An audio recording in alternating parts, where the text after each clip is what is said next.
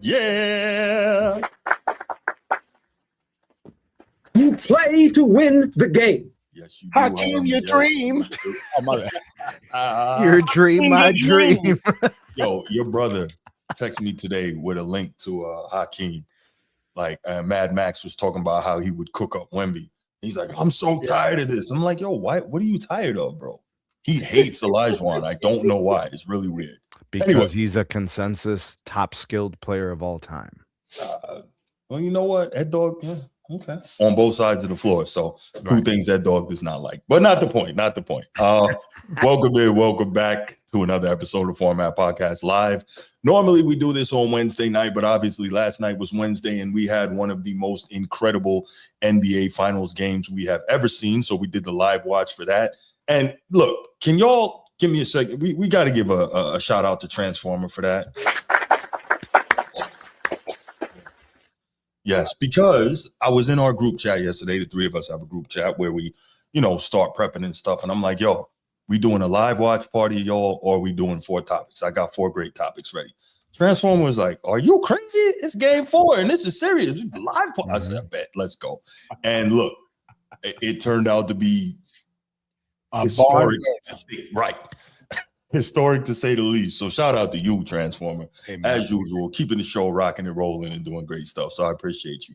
Yes, What's going on, fellas? How y'all doing? Bing bong, see over with the $5 super chat. Bing bong. Siova's in a good mood because we didn't see any super chats when the Knicks lost. Hold up. Hey, he said game 3 was going to be the Spurs trying to get the hell out of there. He did. He got the game wrong. It was game 4. He did. What up, Siova, man? We appreciate you. Thanks so much early, bro. Thank you so much. Thank you so much. We have a great show lined up for you guys tonight, man. Obviously, start off with the quick hits. Then we are going to go to some great topics. Of course, we got to talk New York Knicks. Made history last night, and they are 1 win away from making even more history. First championship in 53 years, and it looks highly likely, but you never know, right? LeBron proved that to us. You never know. We are going to talk about the possibility of Giannis Antetokounmpo being on the move. There's a lot of talk about that, and who knows what that's going to be. We're going to talk Sam Presti and his defense of his superstar, 2-time defending MVP, and of course, world champion, SGA. And finally, we're going to talk about Time Magazine ranking LeBron James the number 1 athlete of the century, i.e. the most influential. And, well, y'all can't wait to hear what we got to say about that, because I got some stuff to say about that. Man, no. This is serious, man. I got something legit to say about that. Good streak. Hey, Transformer's been praying for you, bro. This is real, man. I have to say what has to be said. You know that, right? You know that. I have to say what has to be said. All right, but shout out to the members. Of course, you already know. Shout out to the channel members, of course. Coach T, number 1 member of the channel, aka Laker Nation. Always Laker Nation to me. Shout out, brother. It's not that serious. What's good, man? Chief Sid Bubba. Shout out to you. Thank you for all the great things you've done for our nation. Thank you for everything you do for this channel. And shout out to the boys from Annapolis. Baltimore Bruce, what's going on? Steve, king of the check. How you feeling? Nino. Acres away, my boys. Acres away. Bing bong, order arms. Yo, Steve, you taking too much joy in this Anchors Away. Bro, I hope that when we get this thing back and we rocking the Army song, that I'm gonna see that same, the disease of thee. The disease of thee. There it is, bro. One time, bro. Right, for sure. For sure. D-Ross 881, bro. Micah and Red Wolf 31, man. Appreciate all you guys. All right, let's get to it. Who wants to start with the quick hits, or should I? I'll start. Because mine is very simple. All right. Now we understand that it's been a long time. It's been a while, right? 50-something years since your last championship, and about 37 years since you ever reached the finals. Good old Patrick Ewing and them boys, even though he was sidelined for his. With 27, what did I say? 37? You said 13. Okay, 27 years. Guys, stop being degenerates. You don't got to go into Five Guys and beat up employees and trash businesses. Yeah, not cool. Because they're wearing Spurs jerseys. You don't have to egg Wembanyama. Man, y'all lucky that wasn't like a Ron Artest. Right. That man would have probably just turned around and just started swinging at everybody in the crowd.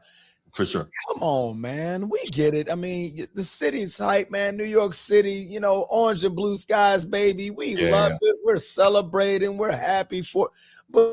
But you degenerates. You're not even fans.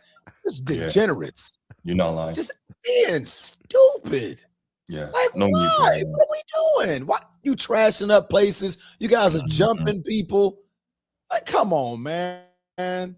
Celebrate the championship. I mean, you could talk your smack. I'm not saying not talk smack, but when you gotta put hands on people, and you're bullying people and you're jumping people just because they're wearing an opponent's jersey, ain't the fun in the fact that you won? That's where the fun lies. Like, hey, you up 3-1. I'ma talk my smack. Bing bong, talk my smack all day to a Spurs fan. But to put your hands on Spurs fans, to trash their businesses, New Yorkers, just stop it. Get some help. It's okay. Like, it's gonna be all right, man. You're one win away from your first championship in decades, man. Celebrate that, but don't go out there being degenerates, man. That's my question. You're right. No, that's a great quick hit. And you know, it's funny. They always say, act like you've been there. But what happens if you've never been there? There's a whole generation of Knicks fans that have never been there. The Knicks last won a championship 6 years before I was born, 5 years before I was born. And I'm not caping for how they're moving. I'm not. I agree with you 100%. I'm just saying, like, when they say act like you've been there, if you've never been there, I don't know how you act. How supposed to act? Right. Get somebody to, hey, Spurs, how do I act? Hey, Bulls fans, what do I do? You know what I'm saying? Like, Lakers, what's the business? Right, exactly. Celtics, well, they're not going to ask them, but you get the point. No, but I hear you. They definitely need to chill and start acting like they got some cools, man. Please, man, please. That's it, man. That was my quick hit. Just quick and out the way. Easy money. What about, you know what? I'm not even going to do it. Woodage. Okay. All right. I'm not even going to do it. Okay. That's a good quick hit, man. That's a good quick hit. What's good, Love and Aries? How you doing, ma? Good to see you here.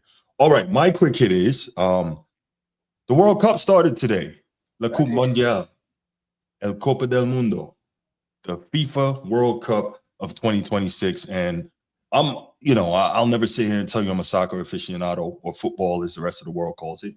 But I do enjoy the World Cup greatly. The last one I thought was amazing. Morocco made it to the Final Four. And while I'm not Moroccan and have no Moroccan origin, two things stood out to that for me that I loved. Is one, it's an African nation. It was the first African nation to make a World Cup semifinal. So shout out to them. And secondly, it was a Muslim country. And it's the first Islamic nation to make a World Cup semifinal. So both of those things were amazing to me. You know, you saw those guys when they scored goals, you know, they got down in the position of sujood, which basically means, you know, they put their heads down to the ground and they gave praise to Allah. And that to me was so beautiful. They didn't, you know, take it for granted and they didn't forget where their blessings came from every time something great happened for them. So I loved it. And then we got what many might say was arguably the greatest World Cup final of all time. You know, we saw Messi in Argentina versus France. And I think, did Messi get a hat trick in that one? I know he scored 2 goals. I know Mbappe had a hat trick and he scored a freaking goal on PKs in you know, the game went to penalties, which is like freaking incredible. And Argentina won on penalties. Messi kind of cemented himself right up there in the GOAT level status. A lot of people will probably still say Pelé, but he cemented himself at that level by finally winning, you know, the elusive World Cup, which was pretty much the only thing that he didn't have on his resume to that point. So just an absolutely amazing World Cup in the 2020. Mbappe had the hat trick and Messi had 2 goals. There you go. Yeah. So if you watch that, it was incredible. Mbappe really put the team on his back in the second half of that game. I would say go back and watch it now Oh, and yeah. even if you're not a soccer fan, that was one of the most amazing sporting events that you could watch. It was that great. Mhm. And so I'm really excited about this year's World Cup. It opened up today, Mexico winning 2-0 in the opener in Mexico City over South Africa. By the way, they're favorites. Mexico? Yes. Really? Wow. Okay. Yes. I didn't know they were up there. Obviously, you know, I'm rooting for the United States first. I'm rooting for France second because big fan of Mbappe and Dembele and those guys. But we'll see what they do. So it should be great. And that's my quick hit, man. World Cup started today, and I'm excited. And another reason I'm excited, we got 5 weeks of quality sports action that will take us up to NFL and college football training camp instead of that dead time we usually have around this year. So alhamdulillah for the World Cup. All right. Sneed. Yeah, man. This story came out, I want to say either today or sometime yesterday, and I'm kind of sort of looking at it. I don't really know how much of it is true. It's a lot of reports, and they seem to be different all the time, depending on the source. The rumor is, at least we'll just call it rumor for now. Reports, rumor, whatever, that LeBron is looking for a max contract in terms of like 50 some million or something, like almost a max, right? As a free agent, unrestricted. So he can go to any team, he could sign with any team. And then I started thinking to myself, how true is this? How true could it be? Mm-hmm. But immediately I start thinking about things like, is LeBron impactful to the outcome of the NBA finals next year? Like, is he going to influence the NBA playoffs? Is he going to get to the finals depending on where he goes? Is he going to be a contributing factor to a finals appearance or a win? And I thought about all those things, and I'm just considering the teams that seem to be linked to him, right? How would a team succeed if LeBron commands $50+ million, and let's say he gets the $50+ million? How could they fare in the season? Where would they finish? How would they perform in the playoffs if you're just as a free agent giving him $52 million? On most NBA teams, $52 million is either the highest paid player or the second highest paid player, right? So the few teams that have been linked, right? So it's a return to LA, it's a return to Cleveland, it's a possible outcome of Golden State. I think those are the major traction stories that are going on. If he gets $52 million from any of those three teams, does that mean they're going to the NBA Finals, even when considering he wants $52 million or whatever it is? Transformer. Oh, that's a question. Yeah. No. The answer is no. The answer is that you're paying him $52 million because your revenue is somehow going to go up because you have LeBron James. But does it equate to winning a Super Bowl? Ooh, Lord. Got to get you back in some football. All right. But no, man, if LeBron is truly commanding, and you know, I like LeBron. You know, I'm the one LeBron fan that's here sitting on this panel. For him to command $50 million at 41 is just egregious. However, if you look at De'Aaron Fox's performance in Game 4, then it sounds accurate. Because I think, De'Aaron's at what, 47? He's about to be at 50. Yeah. So De'Aaron Fox is making $50 million. Well, I guess I can go ahead and give LeBron James $50 million. But no, in all seriousness, that's a huge chunk of your cap, man. That's like 30% of the team, right? That's 30% of any team that you're going to go on. And if they have championship aspirations, they're going to need a bunch of pieces that's going to be around him and said other person. And if that said other person is getting paid more than him, that's 30 to 35% of your cap. So you're talking about 65% of your cap, and a good chunk of that is going to someone that's 41 years old that's going to be somewhat load managing during the season just to make the postseason. That's not it. That's not work. That's not smart business. If you're a GM, if you're an owner, I said my number would be around 30, right? Like somewhere around 30 to come to the table, 2-year deal, 2 years, 60 million or something like that. To me, that would suffice for your age, for where you're at. Like, I mean, granted, he plays well. He plays well, but we've obviously seen he's going to have to take games off in the postseason. We saw it in the Houston Rockets series. He played an amazing series, but after game 3, I think it was game 3, he took game 4 and 5 off. He was just like, no, I just don't have it, right? And you can't be paying somebody $50 million and come in and have those type of games, right? So $30 million to me sounds sufficient. So the answer is no, Snead, no. Bruce. Um. Can't feed his family. $30 million is crazy. Right. 30 mil. So you get to pick your number. You Yeah. get to pick your number, right? Yeah. What you would pay in order for the team to have success. So we're talking about, does a team get to the finals? Do they have playoff success? Do they, do well? And at what price point is LeBron receiving 20 his mil. compensation? 20 mil. I wouldn't give him any more than that. I mean, yeah, you're going to sell some tickets, you're going to sell some jerseys, but I wouldn't give him any more than that because he can't affect winning the way he once could. He just can't. It doesn't matter how much he can't affect winning the way he once could. And to pay that amount of money, like Transformer said, for a guy who's going to need to load manage a lot, and rightly so, because of everything he's done in his incredible career and all the mileage on that body, it doesn't make sense to me. You gotta, more than ever, you have to put quality around him, right? I mean, you've always had to, right? In the minimums, we didn't have enough. But anyway, not the point.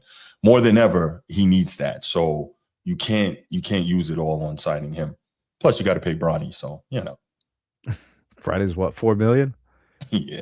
Yeah, a couple million a year, bro. Chill out, man. No, he's $2 million. He's $2 million. Did he get 4 years, $8 million, something like that? Yeah. Highway robbery anyway. But so I thought about it, Mhm. and I thought of a few scenarios. Depending on the team, I think he can command more, different amounts of money. I think for the sake of the Lakers, he probably wants to command the most out of all the teams that he would go to. Which I think it may sound crazy, like backwards, but I think that's who would want the most money from. And I think it has to do with Luka, and I think it has to do with Austin Reeves, right? It's the fact that California state income taxes. I think all those are factors, and I think the fact that his house that he's building there makes it the most likely outcome is that he returns to LA. The Golden State thing is like fun to talk about. I just don't think it's that realistic. But if he was to go there, I think he would command a little bit less money than he would with LA. Because I think they would be legitimately trying to accommodate a roster that needs actually like more players. Mm-hmm. That roster needs extreme reconstruction.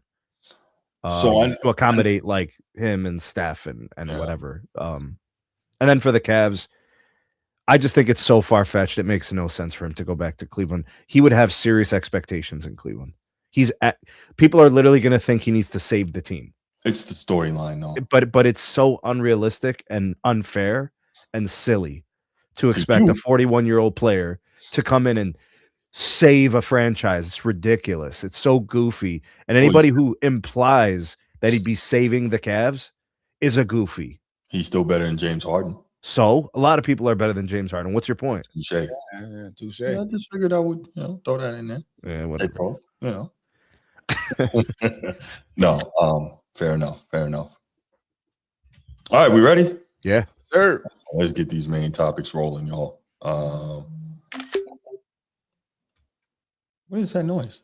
Can y'all hear that? Oh, my bad. Transformer just took a screenshot. It looks like. Yeah, like what is that? I'm doing something over here. Transformer, are you taking some photos of some Knicks fans out there? Right, you know what I'm saying? Yeah, certain ones. I was about to say it better not be what I think it is. Certain ones. All right, that was my last one. All right, we're good.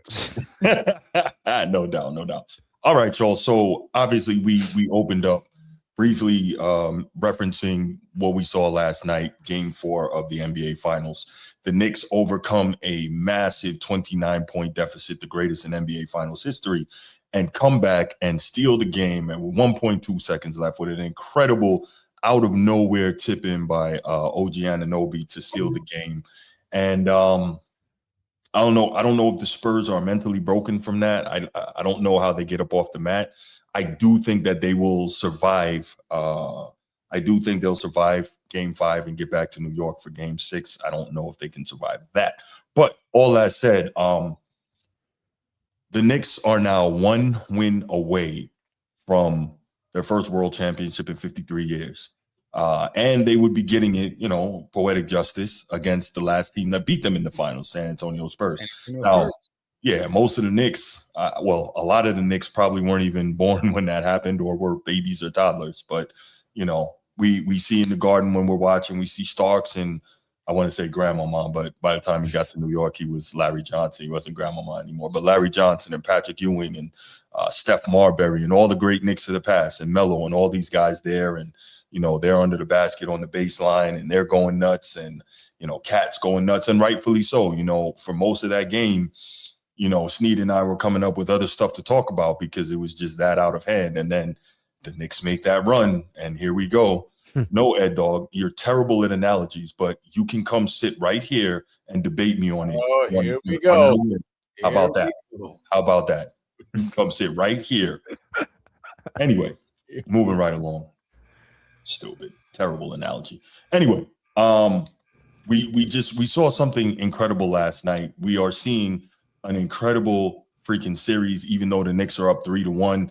That would make you think like it's not a good series, but it really has been a barn burner despite the fact that it's not closer in terms of where the teams are via the series score. So what I wanted to actually do was play a clip of Kelvin Washington from The Odd Couple with Rob Parker on Fox Sports Radio. And this is some commentary he had just earlier tonight regarding the game last night. And I thought it was really good. And then we can go ahead and really kind of dig into this game some more after that. You all ready? Mm-hmm. Yes, sir. Right, let's get it. No, Ed Dog, you need to figure out what facts are because that's not it. Jeez. All right, let's go. The Knicks have proven to us over the last few playoffs, but specifically last year and this year, that this is what they do. They don't wilt. They don't quit. They're going to show up. 2 times. The first 2 games of the series against Boston last year in the 2025 playoffs, on the road, down 20 plus, they come back and win both of those games on the road, Brandon. And then you say, okay, well, that was a fluke. The Celtics shoot too many threes, blah, blah, blah. What do they do? The next series, Eastern Conference Finals against the Pacers, on the road, down 20 plus, they come back and win that game. Okay? Then you turn around and get to where we are in this series, in the finals. There's been 4 games played in the finals thus far. Every single one of those games, the Knicks have been down double digits. But let's go back before that. 22 down versus the Cavs in game 1 of the Eastern Conference Finals. What do? They win that game. 7.5 left, they win that game. 7.5 minutes left, they come back and win that game. So there's a mindset, there's a will, and there's they better not let this get to 20, 15. I know it better not be 99-90, and that's when I'm like, okay, they're going to win this thing. They're still down 9. It's like 3 plus left, but we've seen this book before. We've read this book. We've seen this story. So real quick, that's funny because, as we're watching the game last night, we're doing the live show. Snead and I are talking about it, and we're watching this lead shrink and shrink. And as soon as it hits single digits, Snead said, Bruce, there it is. I'm like, yeah, I think you're right. I think that's when it goes from belief to assurance that the game is going to be close. Sure. Yeah. Once it got in single digits, we're like, oh my gosh, I can't. Because like 9 points, that's 2-3 possessions. It happens all the time. Correct. 90 seconds, 9 points is gone. Quick. Mm-hmm.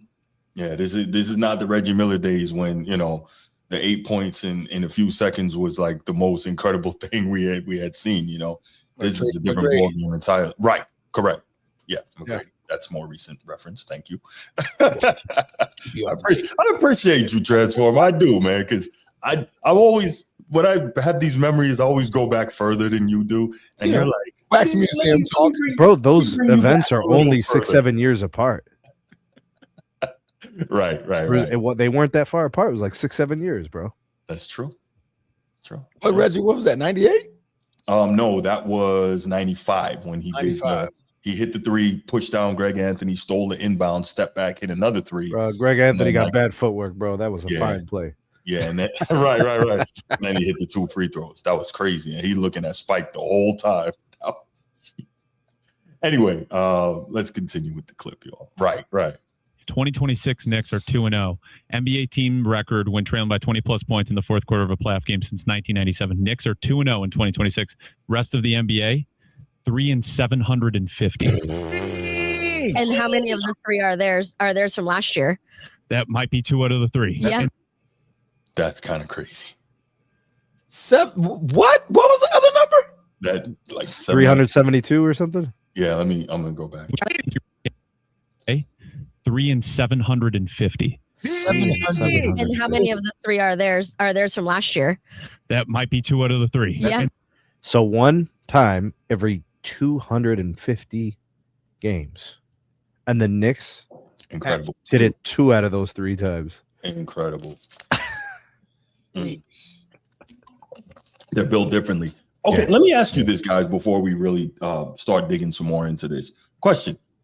I don't know if I asked you this before. I'm sure I did. How much of this is the comfort that those Villanova guys have with one another? 100%.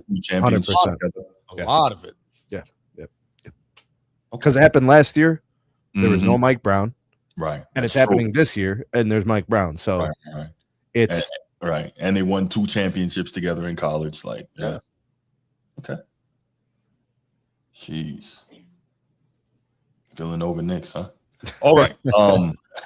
All right. So let's go. Let's start it off. Transformer, man, you weren't here for most of the game last night. So just now we've had about 24 hours to really sit on that, think about it. And I guess right. Pause.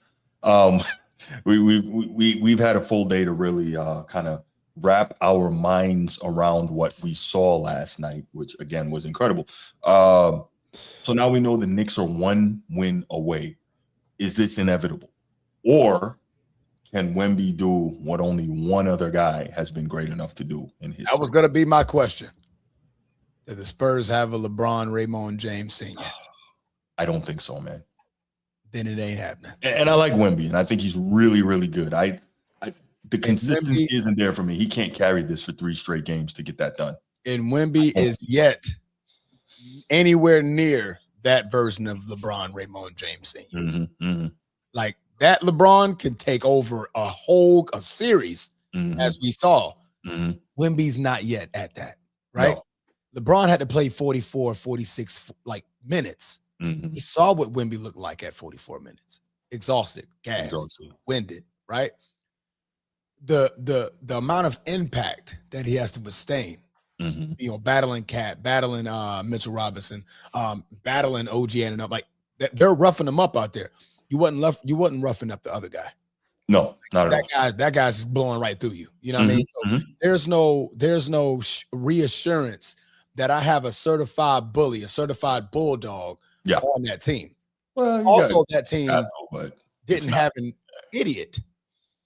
Didn't have a big idiot. De'Aaron Fox was an idiot last night. Made a lot of idiotic decisions. LeBron had Kyrie. Kyrie knew what to do. Kyrie knew how to put the ball in the basket. Kyrie knew what spots to take, what shot to take, right? I believe both of them had a 40-point game in that series, in that comeback from down 3. Multiple 40-point games together, right? De'Aaron Fox ain't doing that. There's no other Spur on that team that's capable of doing that. Stephon Castle could probably give you 30. Yeah. Right? Dylan Harper, I know he for sure. You give him the green light, he can give you 30, right? But you don't have those 2 certified alphas. Like, okay, we know what the mission is. We know what time it is. LeBron was a veteran at that point, right? He's already been through the trenches. He's been through 5 NBA finals before that point, right? So he knew what it took to overcome that situation. These guys are young, Bruce. They didn't even plan on being here. They were grateful that they got here. You can see that by crying the tears and the celebration in the Western Conference Finals. These guys weren't ready. The Knicks are. The Knicks have been talking about this for the last couple of seasons. They fired their coach, in which we thought was a bad move. They got Mike Brown, and it's turned out to be the best decision that the Knicks have made in decades. So, no, absolutely not. It's It's over. 3-1. You're not winning 3 straight against this team. They would have to play perfect basketball for 3 straight games. Consecutive. Yes. Yeah. Like they couldn't possibly have a bad quarter. By bad quarter, I'd be like anything like Q3 or Q4 yesterday. Yeah. If they do any of that again for 1 quarter, they'll probably lose the game. Yeah. Because you can't expect the Knicks. Do we really expect the referees to take Cat out of the game again? I think the league noticed that. And they're like, these refs are tripping. Like they really messed up the game. Like the first half of the game, it was an awful outcome by taking Cat out of the game because of his defensive responsibilities on Wemby. Wemby basically was just doing whatever he wanted. And then offensively, you became one-sided if you're the Knicks, right? And the role players weren't knocking down shots, and Jalen Brunson was a little cold, and things got better in the second half, but you just can't have that. You would prefer both teams having mini runs throughout all the quarters, as opposed to a half being dominated by one team and another half being dominated by the other, right? For the sake of engagement. Now, the thing about the Spurs, they're so early that I cannot expect them to find a way to beat this Knicks team. If they were going up against another inexperienced team like themselves, then I think it would be very possible. But now I'm going to say it's unlikely. But it's interesting because you mentioned Wemby, right? And how he's not LeBron. I 100% agree with that statement, Transformer. But if the Spurs pull it off, it's going to have to be as a team. Yeah. It's going to be Harper, Castle, even Vassell, and those guys have to knock down a couple shots here and there. Carter Bryant's going to have to randomly make a play.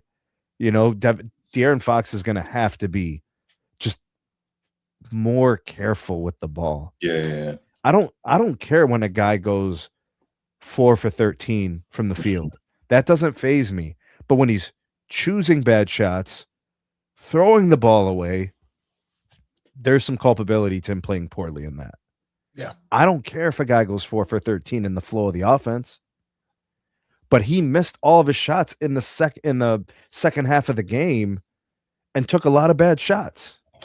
And then the turnovers, that doesn't just hurt you as a player, like, oh, I got turnovers, this hurts my stat line.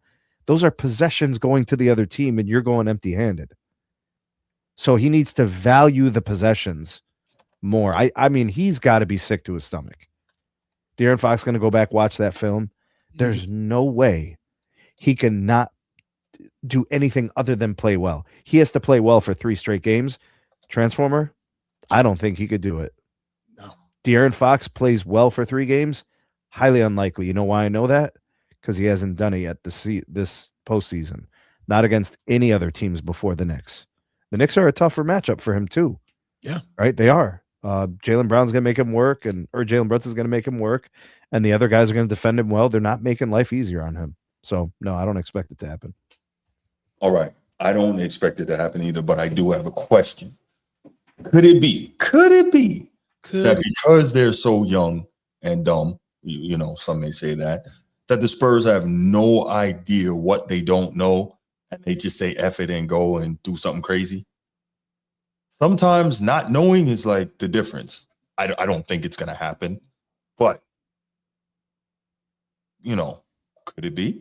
The likelihood of that, low. Very, very low. Like with a team that young, because the first time you'll get lucky.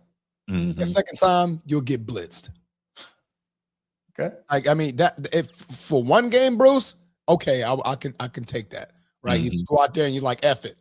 Like, bro, we just go out there and just play our hardest, fight after loose balls, flagrant, whatever we need to do to get the win. But to do that 3 straight times, nah, not against the Knicks, man. I mean, those guys are tough. And now we have to see how the Spurs react by going home. Like, you're going home to your tandem, to your stadium, to your building where you've already lost the first 2. Well, now, you just got your behind handed to you in the second half in a game that you were up 29 points. Right. I think you got to test the mental fortitude of not only Wemby. Fox is definitely going to get tested. Now they're like, bro, we probably rattled this kid. That man's probably out of there. Well, I would say championship contender before. I would say Transformer. I think the biggest difference is simply the fact that there is no choice here, right? There is no tomorrow, as Apollo said in Rocky 3.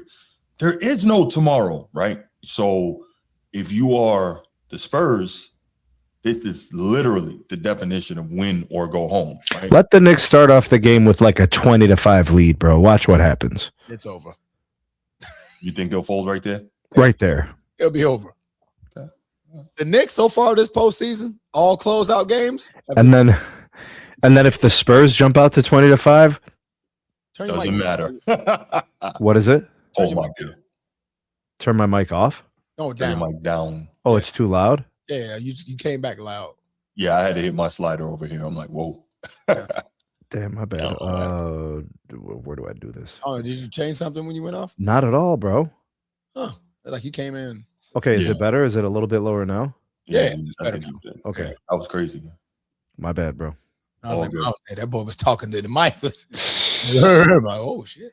Yeah, I was gonna say if the Spurs jump out to a 20-5 lead, Yeah. doesn't mean anything to me. Nothing. That lead could be gone in 5 minutes. Right. What Zero. they build in a quarter can be erased in Mhm. a half a quarter. For sure, The for Knicks sure. are like that. You know what I'm saying? Yeah. Okay, so I'm gonna save this for after the Knicks do what seems like a foregone conclusion. That's winning the championship. So, and I don't want you to answer now, but let's get started thinking about it. If the Knicks win this championship, kind of where do we put them among champions? Because this run has been kind of crazy. That's a man. We gotta go back with that one. Damn. Yeah. We got time. We got time. I'm just planting the seed right now. Years of championship. I'm planting the seed so we can talk about it. But I'm just saying, like today or like another show? another show, man. I'm planting the seed. Another show. Praise Allah. Okay. All right. Alhamdulillah. Alhamdulillah. Woo. Boy. Right, for sure. But yeah, that's something to think about because the way they have gone about doing it, it hasn't been scraping through. Like, yeah. So cool. All right, let's go ahead and open up the phone lines. Let's take a couple calls on this. By the way, before we do that, y'all, I just want to say a little something. So y'all see that Ed Dog is always going at me in the chat. Oh, Lord. If y'all want to see Ed Dog sit right here and debate me about all the issues he has with me and my takes, please put a one in the chat. Put a one in the chat, y'all. Got nothing to do with me. Oh, and look at that. What's up, Ed Dog? How you doing, brother? Now, Bruce, don't be disingenuous, bro. Don't start with that. I won't, Sneed. I won't. All right. Can I help you, sir? Sneed, I appreciate you, bro. Appreciate that. Transformer, hello. What's How you going guys doing? As y'all can see clearly, why do Bruce, as you can see, Mr. Bruce Hope starting the alliance with people in the chat verbally attacking me, really? verbally abusing me. Really? And just like Bruce is, I mean, I'm being respectful, but it's all good, though. So I'm going to go ahead and say what I need to say. So, guys, well, Sneed, let me ask you first, brother. Mm-hmm. That play that Darian Fox did, he got fouled, if you looked at it slow motion, if that had happened in the first half, would we have a problem with it? Maybe at the time. Yeah. I mean, it's a bigger deal to us now, but I'll be honest with you. Shouldn't he have just kind of held the ball? Yeah, don't most smart cerebral players just kind of hold the ball there? Play stupid games, win stupid prizes, Sneed. Yeah, you pull that out and try to run some offense, maybe get to the line, whether it's you or somebody else. Is their enemy, not your enemy. Right. And you're up by one. Right. For sure. There's no shot clock. Yeah. Yeah, I think they would have called that a foul, and if it happened in the first half, but it was the fourth quarter, so no, they weren't gonna call that. But man, it's crazy, and I really was pulling for Paul's Victor and the Spurs to win, but I would love for them to really. If the Knicks win, I'd rather for them to close it out in the Garden instead of on the road. Mm-hmm. To be honest with you, I wanted to get pushed to 7. That's Yeah, I think we all want that. Finally, I agree with you on something. I agree with you on that. So, yeah, that's most definitely, I would like for that to happen. And Transformer, can I ask you something since I had asked Sneed? And Bruce, please be quiet. I know that's kind of hard for you to do. So, is it true? We saw what Josh Harden did. You know, he had that breakaway, and then I guess he got too. He muffed it. No, he muffed it. Yeah, yeah. That's a good way to describe it. Yeah. Yeah. And so, would you agree that OG Anunoby saved him from that back news page of the New York Times? Yeah. According to Bruce, yes. It's not about according to me. This is what you think. I mean, because what Bruce tells me, he references this analogy a lot. I do. That Ray Allen saved LeBron, Raymond James Sr. Yeah, I know. I'm trying to figure that out too. So, Because I guess NBA players don't supposed to do their job. You know what I'm saying? Which is a dumb narrative. So it's stupid. OG really saved stupid, Josh Harden. Yes, he did. Yeah, he saved Pat. He saved Josh Harden, Jalen Brunson, Derek Fisher. He didn't say Brunson was gone. Brunson cooked. Hey, that's the reason why they got there. Hey, Transformer, I got a question for you. Don't go anywhere, dog. I got a question for you, Transformer. Had the Knicks won last night, would this series be over? I mean, had the Knicks lost last night, would the series be over, or would there be 3 more games to play? Yeah. I'm sorry. Yeah. What? It'll be best of 3. Yeah. Oh, it would be better. As in, had the Knicks lost last night, the series would be over, right? I mean, I'm sorry, the series would be continuing. No. So had the Knicks lost last night, there would be 3 games remaining, right? Because it would be tied 2-2. Okay, good.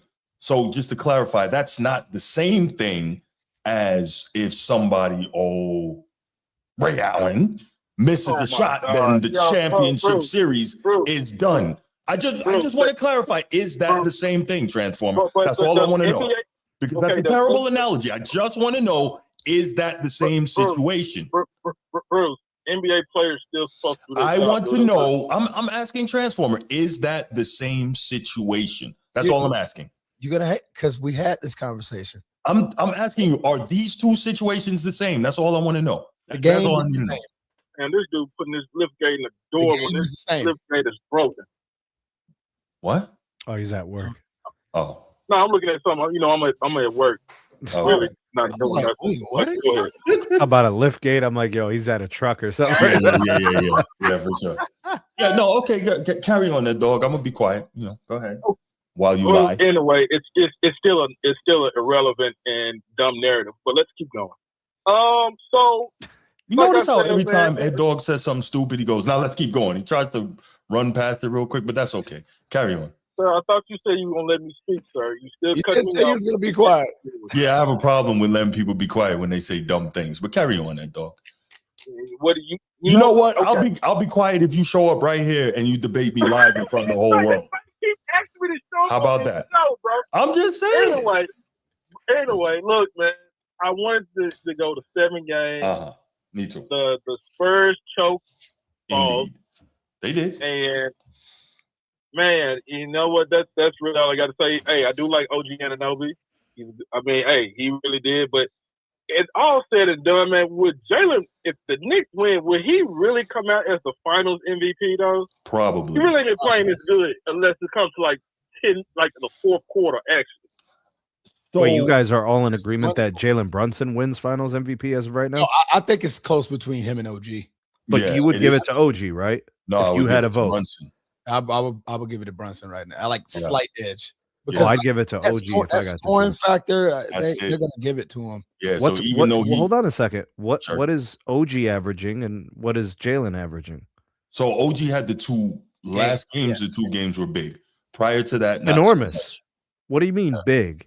His points were the most important points in the game. Oh. Well, were they really though? And the reason I say that, Sneed, is because remember we were talking about it, and you were like, the only place the Knicks are getting points is Jalen Brunson, and I was like, but hold on a second. Sure. In clutch moments, mm-hmm. OG was more clutch than Brunson. That is true. Okay. So the thing that you're telling me that Brunson does, OG is doing more. Go ahead, brother. All right, brother. Appreciate the call, man. Mike, what's good, man? Mike in the truck. I could barely hear you, brother. In the drop top, bro. What you mean? What do y'all hear that, man? Yeah, we maintain it, man. Maintain it. How about you? I'm one of the ones that Spurs gonna win it all, man, but I ain't gonna win that, man. They look like some dookie shoe players. Yeah, they Get juice, bro. Like, man, y'all let these folks walk it down, but the thing is, I think I heard, their first take a while back, man. They said the Knicks haven't lost the third quarter yet, man. I knew was the third quarter they don't take off the third quarter, beat them in the third quarter is gonna be over. Yeah. I said, man, yeah, that's some dookie too, man. But man, yeah, like what you said about LeBron earlier, man, bro. He ain't got no Kyrie with him though, man. That got to. He ain't got no Kyrie with him, man. So that's a big separation with, I can't even compare them. You know what I'm saying? He with that. He ain't got no Kyrie, so I don't believe he coming back for no 3-1 for sure. Yeah, man, they pissed me off last night though, for sure. So. B, what's up, bro? What's happening, baby? You all right? Yeah, bro. Hey, man, y'all keep doing y'all thing though, bro. Appreciate you, brother. Appreciate you. Absolutely, bro. All right. Quick call from Mike. Appreciate it. Mike in the drop, bro. I know, right? Stop breezing in the wind, baby. Getting it in. Getting it in. Yeah, the Brunson. Hold on, let me see. I'm trying to get the numbers here. So Brunson is averaging 29.5 for the series. I'm looking for his field goal percentage. 40%. Is that what it is? I think it's 40 or 42%. But let's holistically. OG is defending Wemby 100%. for half the game. Right. And he's defending well. And he's been the most clutch player. His shots have literally given them games. Hasn't Brunson done that too? No. He has shot them out of the game on multiple occasions. He won game 1 for them. Okay, his great second half, yes. Right. OG's been great in every half. Every half. He's been efficient for sure. He's been incredible. Yeah, he's been efficient, but I think you know where the league goes, Sneed. Yeah. You know where the league goes. But if I had a vote, Transformer, I would vote for OG. Yeah. I'm with you. I think the league would love to give it to Brunson because of the storyline. Mm-hmm. But OG Anunoby is their most important player most of the game. Well, I know last night, if Brunson doesn't score, 15 in the second quarter, that game is... You keep telling me about his great quarters. I'm telling you every single one of these games from OG is a masterpiece. What's his last 5? OG. I can tell you which quarters... Hold on, bro. There's been 4 games. I could tell you, counting on one hand, probably just a few fingers, how many good quarters Jalen Brunson had. Yeah, he's had 3 good quarters in 4 games. Brunson. Oh, okay. Now you getting a little too strict. Transformer. For 3 quarters, Brunson has been special. He showed up. Now, OG has been just as good in those moments in the fourth quarter. His shots were huge. Some of his shots. Now, real quick, Transformer. Some of his shots were off of misses from Brunson. So he's helping him. He's saving it. It's the same thing I said about Castle when he saved Wemby. It's the same thing. Yeah. Okay. All right. Well, let's leave that there and we'll see how it all turns out. All right. Next up, I believe that's me. Purple and gold skies. The symphony. Purple and gold skies, baby. Purple and gold skies. I'm just playing. Go ahead, Bruce. Bring in the topic. Go ahead, bro. Are you finished? He didn't put the Lakers logo up there. How could you? He got the Celtics up there. Well, no. The reason is no one is really talking about any legitimate possibility of Giannis ending up with the Lakers. But that would be a hostile takeover of the league, though. That would be crazy. That'd be crazy. I don't know how that works, but Transformer would have some new jerseys. I tell you that. I don't need to see that. I don't want anything to do with it. I already got 3 Green Bay jerseys on the way, so don't make me get more Lakers jerseys. I gotta get one, bro. Oh, man, send me your size, bro. I get one. Bro, I will rock that on a live stream immediately. To hell with them damn Ravens, boy. Let me tell you about that. Ravens fuck. Who the hell said that? Ravens be dumpster diving, bro. Straight up. Are we finished? Go ahead, bro. Go ahead. Go good. I think we're making on freaking Max Crosby trades. Go ahead, man. Hey, man, at least we got some good out of it, you know. Straight dirt, McGirt, bro. Yo, this is what we do. Oh, I can't wait. Started by not putting a freaking Lakers logo. Listen, no, because it wasn't one of the teams that's Bruce, being like reported. You can't hurt me no more, bro. I'm not a Browns fan anymore. You can't hurt me no more, bro. I'm out. Me Transformer at you Lambeau. Came and rock with us, but you had Transformer at Lambeau. You could have came and rock with us, though. Nope, ain't gonna be able to do it. I'll go to a rival. That's like me becoming a Bear. Oh. He has no shame, bro. That's like you becoming a Laker. What? Yeah. Exactly. You see Right. how stupid that sounded? Yeah. That's what you're asking. Look at him. He's about to throw up on himself. Look at Yeah, him. I could. You see? I could never work. No. All right, people. All right. Okay, so let's do this. Giannis, the Greek freak. A lot of rumors. It's finally serious, like super serious.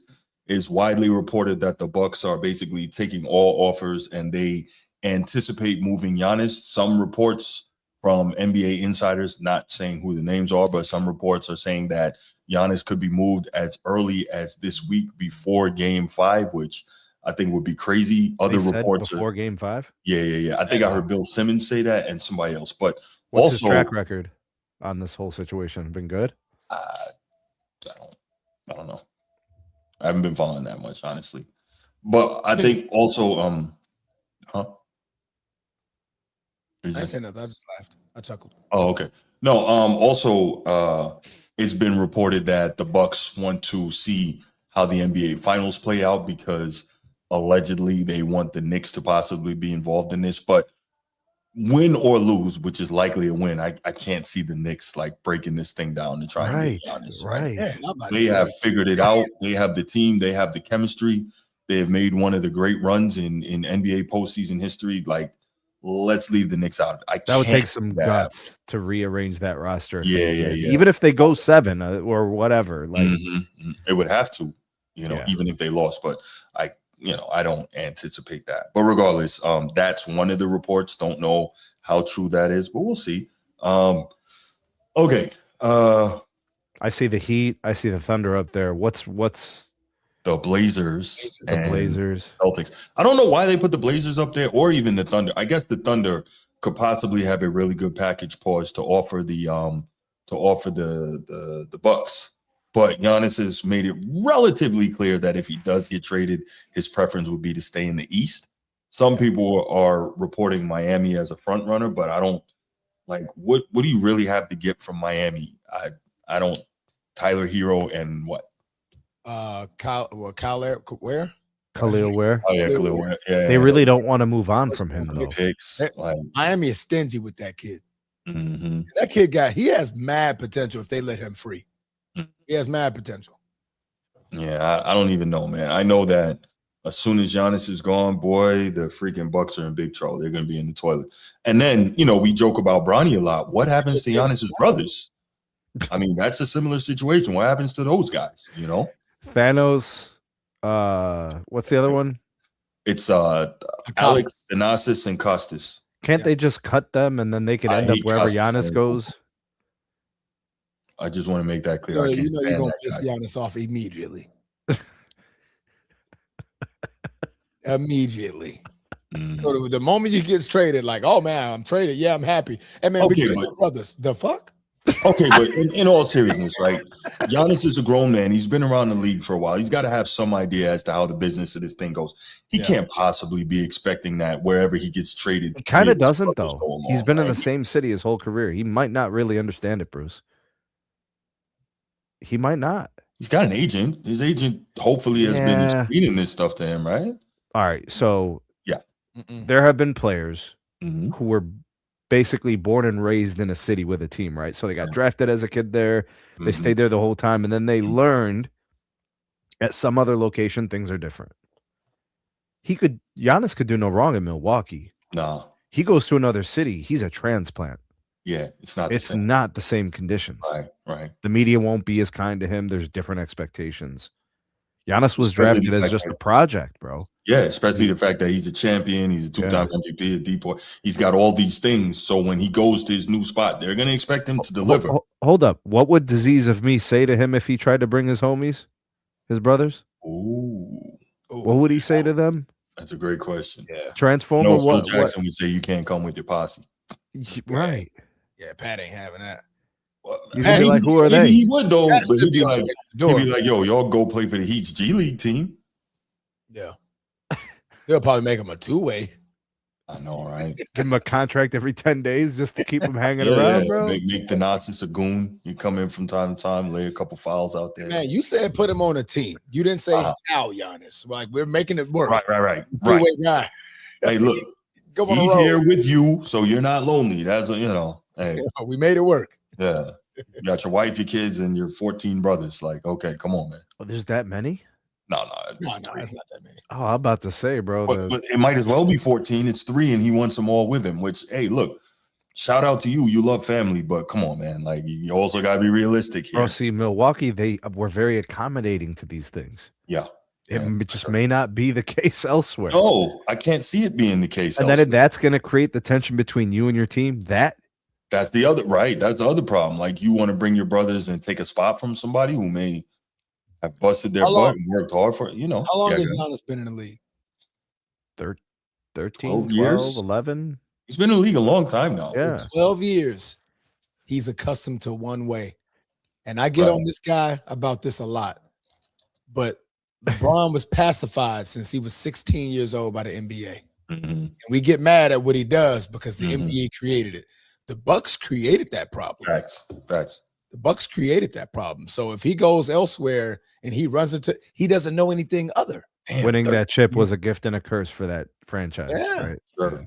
But I think another part of that is, and while I agree with you guys wholeheartedly, another part is like the Bucks have been bad for a long time. And he came there and, like Snead said, he grew with them, grew into an all-time great player, or a guy who will be regarded as an all-time great player, brought them a championship. Who knows when the next one is coming to Milwaukee, because guys don't want to go there. How many Cooper Flags just show up every year? Right. Yeah. Right. So that's Jalen Brown. That's a or Green Mamba. Well, no, so I saw something today. Was it you who sent me that thing saying the Celtics are open to trading everyone except Tatum? I'm like, what? Except the Green Mamba. Yes. That's a business decision, by the way. That's not necessarily the best decision for basketball. I think so. That's a business decision. They're not liking what Jalen Brown's doing. So you would rather get rid of a considered malcontent in business of the Boston Celtics and keep a Jason Tatum. Because you're like, okay, they're relatively close to the same player. By the way, Jalen Brown has done nothing wrong to anyone ever. Correct. That's just the perception that's given off for whatever the hell reasons. Yeah. I wonder if it's really true that he wanted out, though, and that he wanted his own team. There's no way, bro. He found success with Tatum. There's no way. That's what I'm thinking. Like, but remember, even well before winning the championship, and we know this is a Giannis segment, so I'll get right back to it in a second. Even before winning the championship and the Finals MVP in Boston, they've been trying to put that wedge between Jalen Brown and Jason Tatum. I don't know why. Because Jason Tatum didn't win the NBA Finals MVP. So If he would have won the NBA Finals MVP, he would clearly be the best player. But now there's an argument to make because the best player in the finals was Jalen Brown. Mm-hmm. And then you saw what Jalen Brown did without him this year. People don't like Messi. Boston Celtics don't have a clear dichotomy in who's the best player amongst people. Yeah. To them, they don't care. Right. They want to win. I agree. But externally, people want closure. They want the obvious answer. Who's one and who's two? Yeah.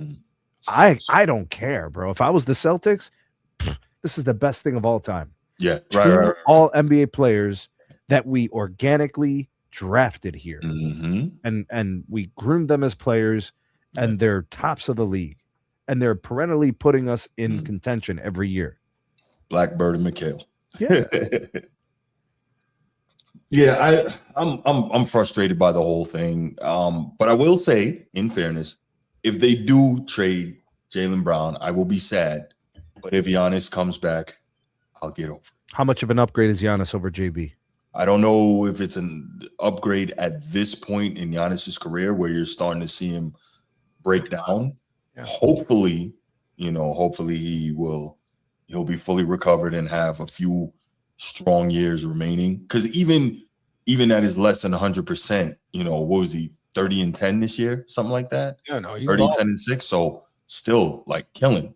So we'll see what Giannis is. And part of it too, remember, some of that is Milwaukee didn't want him to play because they're trying to keep him healthy for trade situations. So who knows what it's going to be, but that's going to be interesting. I don't know what the Portland deal would be. I think that's a boatload of picks. Talking ass out for like 4 or 5 first-round picks. It'll be something ridiculous. But it could be interesting, him and Lillard back together again, because apparently, like, they didn't have too much issue with one another. It just didn't work out, coaching or the roster. Yeah. But that could be interesting in the Pacific Division, right? That give your Lakers something to kind of have to deal with. Minnesota playing Giannis 5 times. He'd be paired with what's his face? The Lillard. Well, no, man, the other guy. Oh, the rookie. Avija. Yeah, whatever that dude's name is. So do you think Milwaukee would allow Giannis to go there and not get Avija back?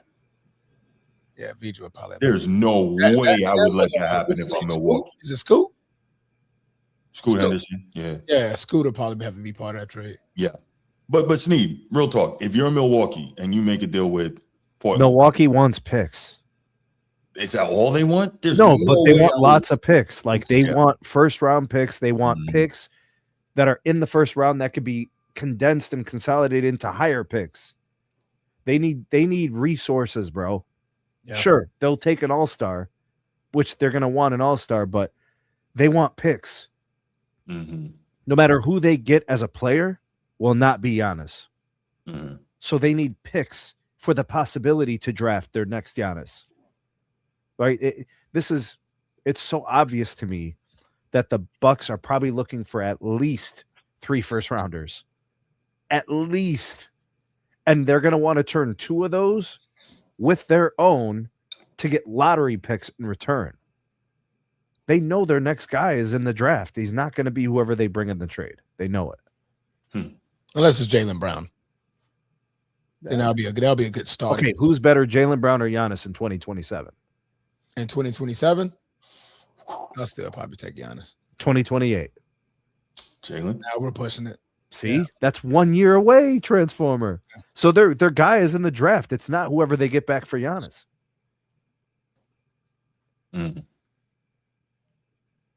So are we going to address the elephant in the room? What's the elephant in the room, man? OKC. Yeah. OKC, possibly some sort of Chet Holmgren deal.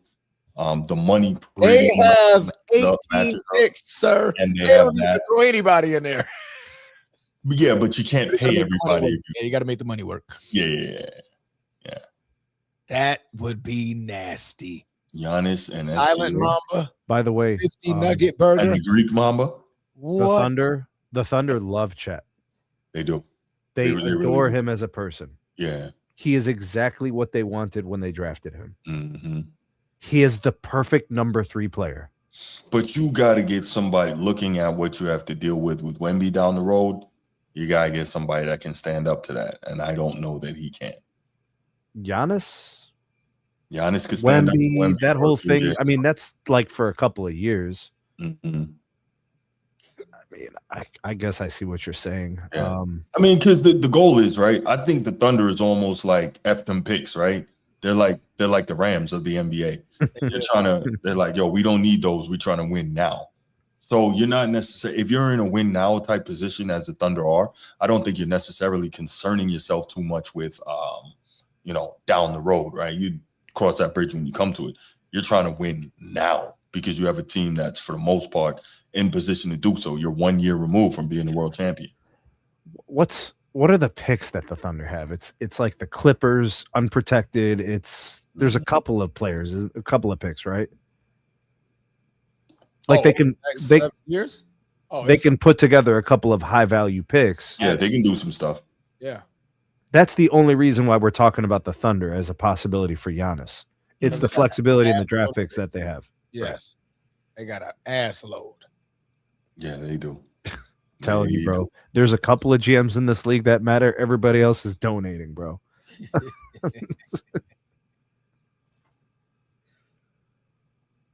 They do. Oh, she ain't even say anything. But yeah.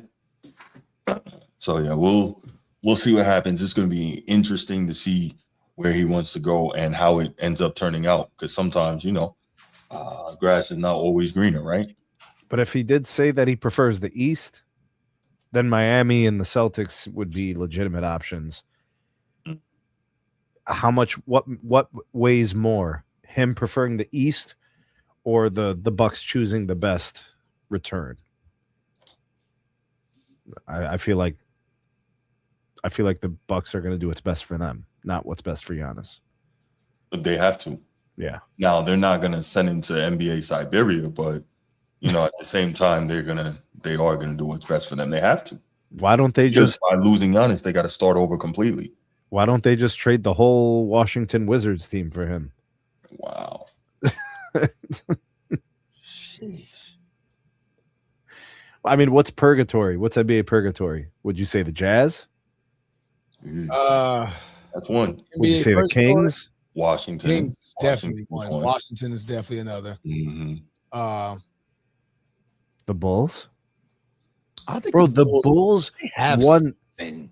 Bro, they won 12 of their first 13 games. But then they just never to be heard of again. Billy Donovan's gone, right? Yeah. So yeah, I don't know what's the deal there. Whatever. Let's go ahead and open up the phone lines. Let's take a couple calls on Get him to Minnesota, man. No. That is a real problem for the West, bro. Yeah, but no. Get him to Minnesota. Transformers like LeBron. He doesn't want to compete, No. We just got enough problems. I know that would be a new problem. We're at the wealth in the East, man. Like, god dang. Hey, it's okay, man. It's okay. Minnesota, don't you know? OKC got freaking. Only place in the East he deserves to be is in Boston. If it's not there, then whatever. Hey, so y'all could just ransack through the East, huh?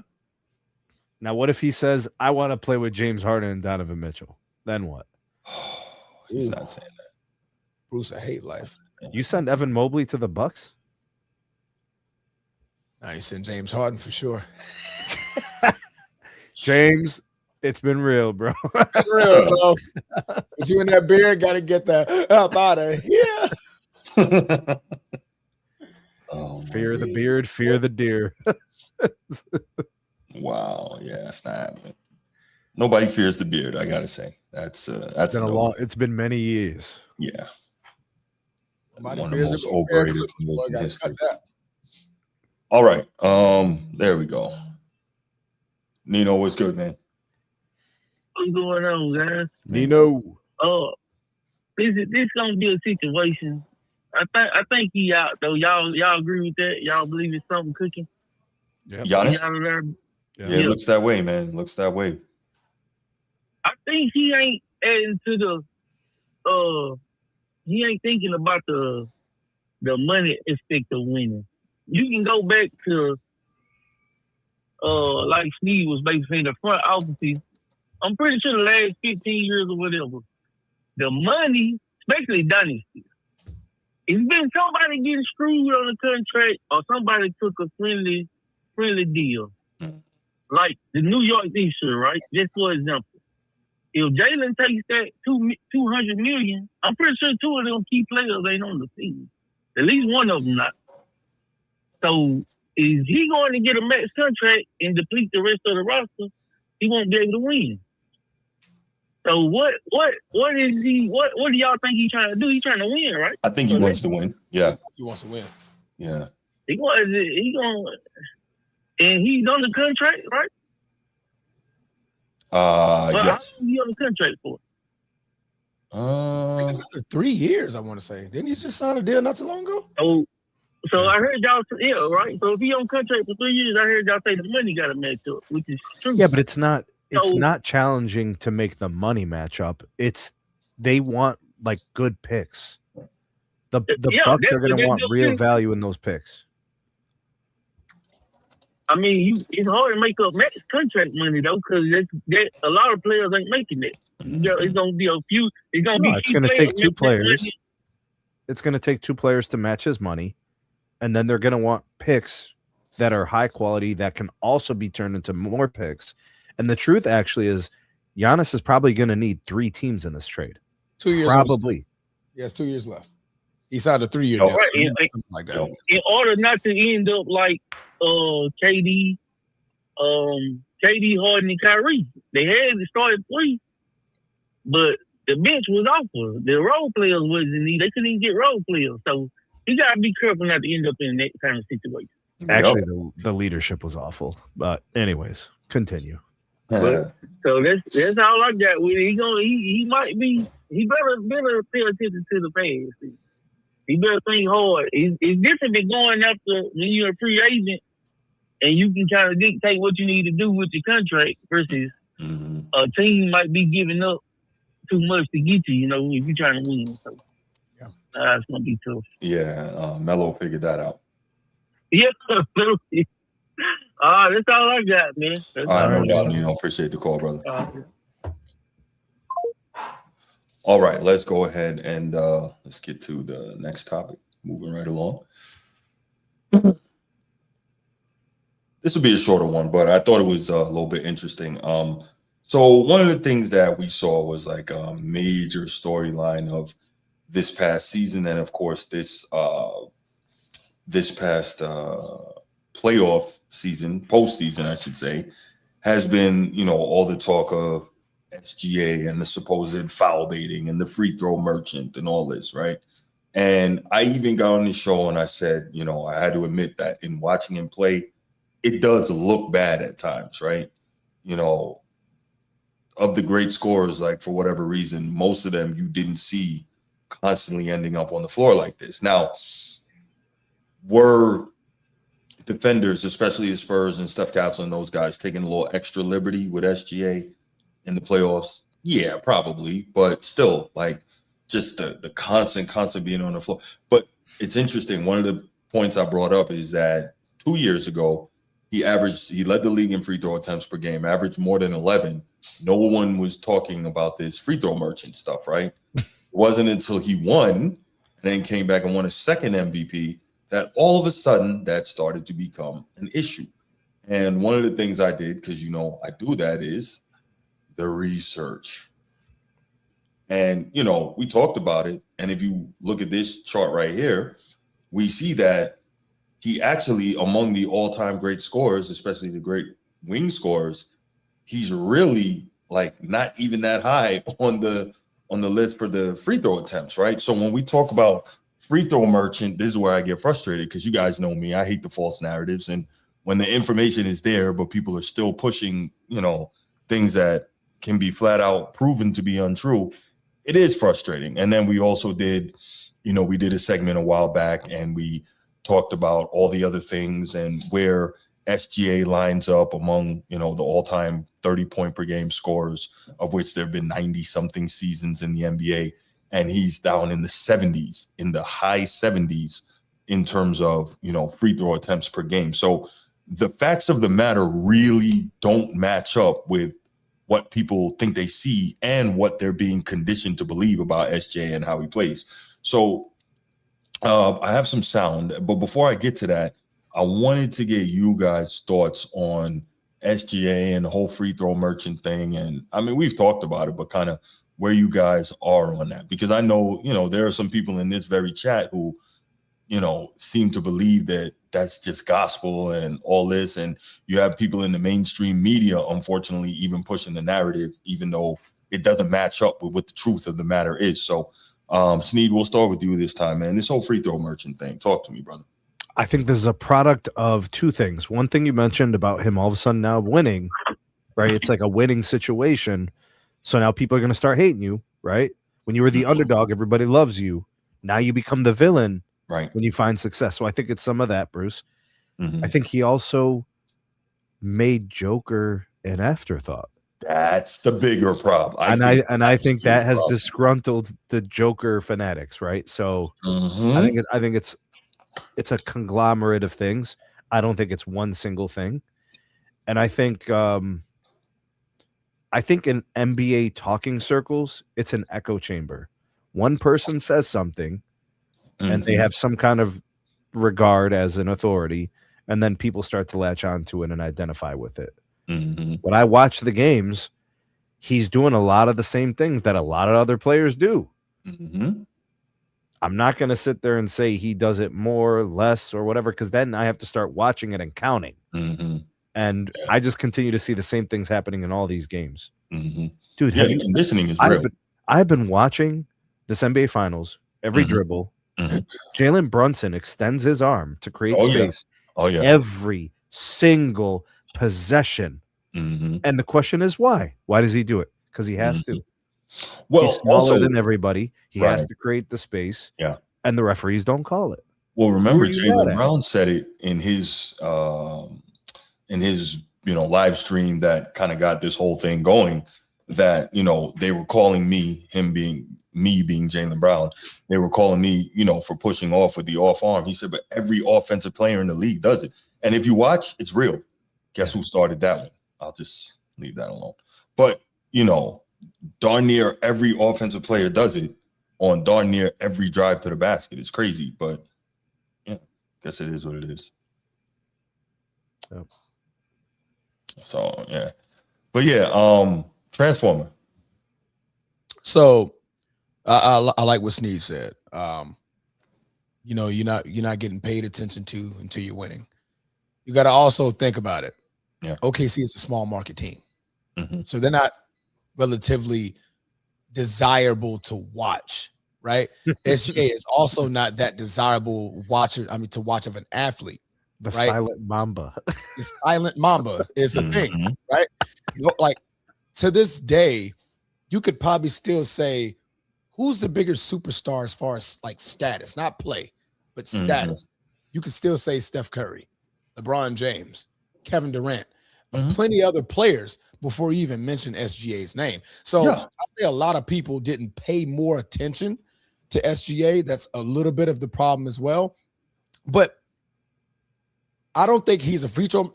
To me, the last free throw merchant I've seen was James Harden. That's the last guy who was just. But you would say he's the definition, right? Who's that Transformer? Say it again. James Harden. Oh, okay. The little hook. The little hook flailing for the three. Was he ever really looking to score initially, or was it always looking for the whistle? He's looking for the foul. James Harden was legit looking for the foul from the 3-point line. I mean, honestly, you didn't like. Now, James Harden had a great dribble drive, nice little floater, a little touch, but you didn't see him like really getting the post, anything like that. He's operating primarily from the free throw line, dribble, try to catch you. He's a left-handed shooter, so you're not even ready to go. Like you're primarily guarding right-handed players most of the season or most of your life, right? It's not a lot of great left-handed shooters. And then when you come to him, he's like, okay, I can just hook you with that right hand because you're going for my right hand. And I'm gonna just, pop it up with the left. So to me, that was the last true free throw merchant that I've seen as far as that definition. But when you look at SGA, what I think a lot of people don't like is the falling. Like, okay, why are you falling more often than none? Who does that hurt, Transformer? the most? When they fall and don't get a call from the refs, who does that hurt? It hurts them and their team. Their own team. Yeah. So I think people, as far as a score and as far as the MVP, they want to see him stand on his 2 feet more often than none, right? Instead of like, and you've seen it. There's plenty of footage. There's plenty of footage. I mean, just watching him take a simple 20-footer and the defender like just grazes him and he falls. And it's like, all right, like, what are you doing, SGA? Get up. Like, I think that's what displaced a lot of people. And that's why they're calling him a free throw merchant, even though I don't consider him a free throw merchant. To me, that's just a little bit more of a flop. You're selling it. He's flopping it. He's like, okay, I'm just going to sell this. Like, I'm selling the contact just so I can get to the free throw line. But I wouldn't say that he's aiming for it to get to the free throw line to get a bulk of his points, because that's not what SGA does. You know what I mean? SGA is a very, very efficient scorer without it. And we're talking 50%, back-to-back seasons? 4 straight seasons. He's shooting 30 plus over 50%. Only him and Michael Jordan. Yeah. So, and you got only him and Michael Jordan. Go ahead, Transform. And when you're looking at how many free throws, I'm just going Eurostat past that, Sneed. But when you look at the free throw attempts and the amount of free throws he makes, I mean, it's a smaller percentage compared to a Michael Jordan, compared to a LeBron James. I got footage. Ed Dog wanted to see some footage of floppers. Come on, well, go ahead. Lock in. Ed Dog asked me for footage, so I just wanted to lock in. Oh, sir, okay. Lock in. All right. Lock in. I'm locked in. Lock in. Let me turn this off. All right. He asked me for footage, so I was helping out. Because I can show you this postseason more clips than that LeBron James clip, and that was multiple years of content. This is what I'm saying. You know what I mean? This postseason, SGA has as many clips in that video this postseason. And I've watched it. I'm like, I'm watching. I'm like, okay, SGA, like, why are you doing that? You're good. Like, you don't need to be flopping literally half the freaking game. It was one game, Bruce. This man fell 14 times. You were counting? Counted. So this is what I gotta say. Falling 14 times. The only thing I'll say, in all seriousness, Transformer, I don't know if you were here, but I got on the show and I said, I got to give credit to Ed Dog, because even though the numbers are what they are, and the reality is what the reality is, because it's been tracked. At the same time, when you watch him play, it doesn't look good sometimes, man. It doesn't look good. Like that game you're referencing right now. It's like, come on, bro. Well, flopping doesn't look good, period. It doesn't matter who's doing it, what the conditions of the game is, score. It does. None of that matters. It's just when you see it, they throw themselves on the floor or they begin descending towards the ground and there was like no contact at all. And then if the ref entertains it and calls a foul, we feel betrayed as fans. Yeah. That's really what this is about. So people call it unethical basketball, right? And then like the Spurs and Wemby's like, we play ethical basketball or whatever. But like even he flails and stuff too. Everybody says the same thing. I hate it. I don't want it. It's the worst. But like everybody then also still does it because the refs continue to fall victim to the flops. Yeah. And without any teeth to the rule where you would enforce it, be like, okay, first flop is a warning. Second flop is a penalty. How about third flop is an ejection? Technical. Ejection. I actually do like that. What I've learned them for What I've learned is that when you have rules and a lack of enforcement or penalty, they continue to get broken. So if flopping is an epidemic and it's a real problem and we have to fix it, there are going to have to be enforceable rules with consequences, and they must be continuously enforced. But consistently. But do they, Steve Stevenson, or can we just ignore the flopping completely? Are you flopping? You get nothing. Eventually, these guys. We're all acknowledging the quality of the game is degraded, and we're not enjoying that part of the game. Mm-hmm. So if we're going to govern this thing out of the game, this is what it's going to take. It's going to take an investment of time and resources and enforcement. look, I don't mean to. I'm not trying to treat grown men like children, but the rules apply. Mm-hmm. If you want things to change, you have to change them and then consistently enforce them. Well, then, but here's the other problem. And Adam Silver wants no parts of this. Adam Silver wants no parts of scoring and statistics going down at all. He doesn't want anything to do with that. I think he's afraid of confrontation. Mm-hmm. I think he's uncomfortable in the pocket. David Stern told players to go to hell. He sure did. He did not. Adam Silver says, let's talk about it. No, David Stern way better commissioner. Yeah. Well, let's hear the commentary from OKC GM Sam Presti. Short clip, and then we'll get back and close this topic out and take some calls on it. Let me guess, he defends his guy. Relative to Shai and the narrative on that, he's playing against 6 people. He's got 5 defenders, and the 6th defender is social media. And, that's a reality. And he's not going to be the last player that the machine decides to target. But no one's going to handle this gracefully, because when they turn it on somebody else, they're not going to step up there every night and not acknowledge it. So, Sneed, you laughed, right? But that social media thing is a real thing. It is. That's why I laughed. Yeah, That's why I laughed. I can tell you that because after every freaking game, Ed Dog is sending me freaking video after video whining about SGA flopping. Like, Bruce, they loved him last year. They hate him this year. Yes. What changed? But I don't know what. Well, the winning. He's playing the same way. Yeah. Nothing changed. Yeah. Mm-hmm. They hate him now. The crazy part is you think that social media blitz didn't affect how they started calling the games? Yeah, it's a factor. So? It's going to be a factor. Yeah. So like now, even when dudes are over the top physical with him, like a Stephon Castle, who I love, by the way, I love his physicality and his dogness on defense. I love his. I said I love his physicality and the way he's a dog on defense, right? Tell me Transformer, you're terrible, bro. Right. But no, I mean stuff like that. So when you have it like that, I think it's great, but it allows guys to go over the top and over the edge with the physicality, and the likelihood is that SGA is not going to get the call because of the narrative that's out there about the flopping and the falling down and the foul baiting, right? And yes, some games does it look terrible, like Transformer said. No excuse for falling down 14 times in an NBA game. This is why I always say, like, is something different going on in the NBA now? It was way more physical back then, and guys were not on the floor all the time like this. I don't get it. But culturally, the game was different? No. Physically, the game was different. Well, I'm going to say culturally because guys didn't want to look silly. Now I think the acting part of the game is acceptable. Yeah, I guess so. All right, you guys want to open up the phone lines, take a couple calls on this? Yeah, let's get it. Yeah, let's do it. Yeah, you caught yourself. That's okay. That's okay, brother. Let's open it up. Pause. Right. Yeah. So. Yeah. 9042. You guys don't use it right.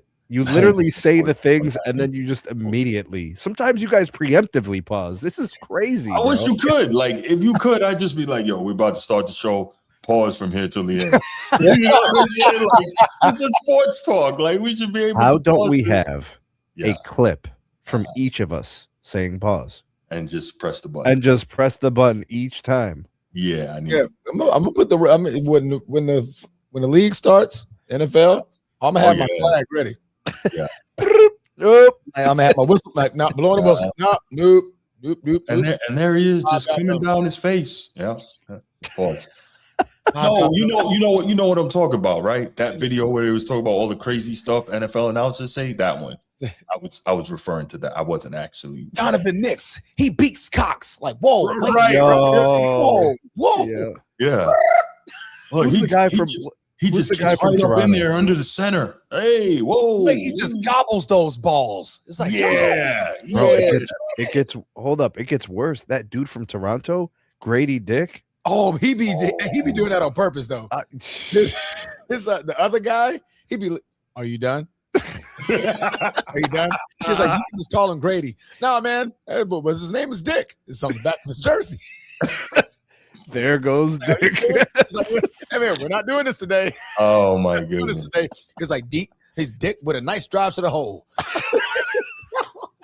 And then you just hear the other dude go, "You finished?" You can just call him great. I'm gonna call him. He's staring right at him too. He's just like, come on, man. I What hate you. Well, Dick, that was a nice dribble with that ball. They're like, no.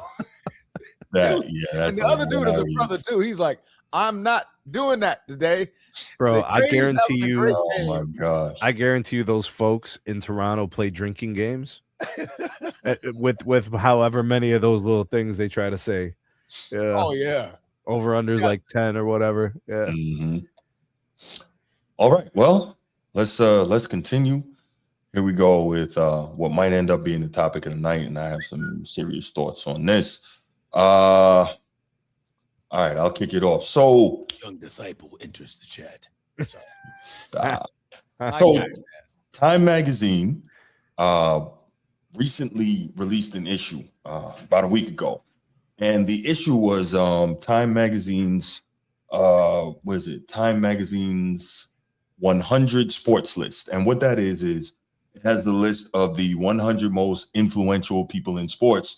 And they named LeBron James as the athlete of the century, the most influential athlete globally in sports since the year 2000. When I first heard this, I was like, that's interesting. Because even if you look at it, for instance, just from the on the court aspect, right? And this actually covers on the court, off the court. But just from on the court, LeBron, excuse me, has never been one of the most influential people, because like people don't try to play like LeBron because he has a almost never seen before combination of physical gifts, right? The size, the speed, the strength, all of these, right? And so like maybe we could say Karl Malone, but he wasn't quite as fast in the open court as LeBron, right? He has like almost that perfect combination, right? Maybe you say Mike, but Mike was retired in 2002. Say again. I say you could probably say the perfect combination. I mean, So, as far as size, power, agility, it's up there. Yeah, it's definitely up there. At the very least, from the year 2000, right? He's the one. So, but if you talk about, and I'm just talking about on the court right now, right? The game itself, I think. Tell me if I'm wrong here. Is it fair to say that Steph Curry has been way more influential to the game of basketball than LeBron James? I would say so. Yeah. Okay. Sneed, your thought on that? So is this a timing issue? Right? My position in this whole thing for Time Magazine, they are choosing the most influential athlete of a century, 1/4 of the way through the century. My problem is a technical problem with whatever this thing is in the construct. Sure. What happens in the next 25 years? What happens in the next 50 years? What happens in the next 75 years? There could be another version of this. Sure. Where there are 1, 2, possibly 3 players more influential than even LeBron. How is that so outlandish? Was there a more influential person before LeBron? Yeah. So why wouldn't there be one after LeBron? Yeah.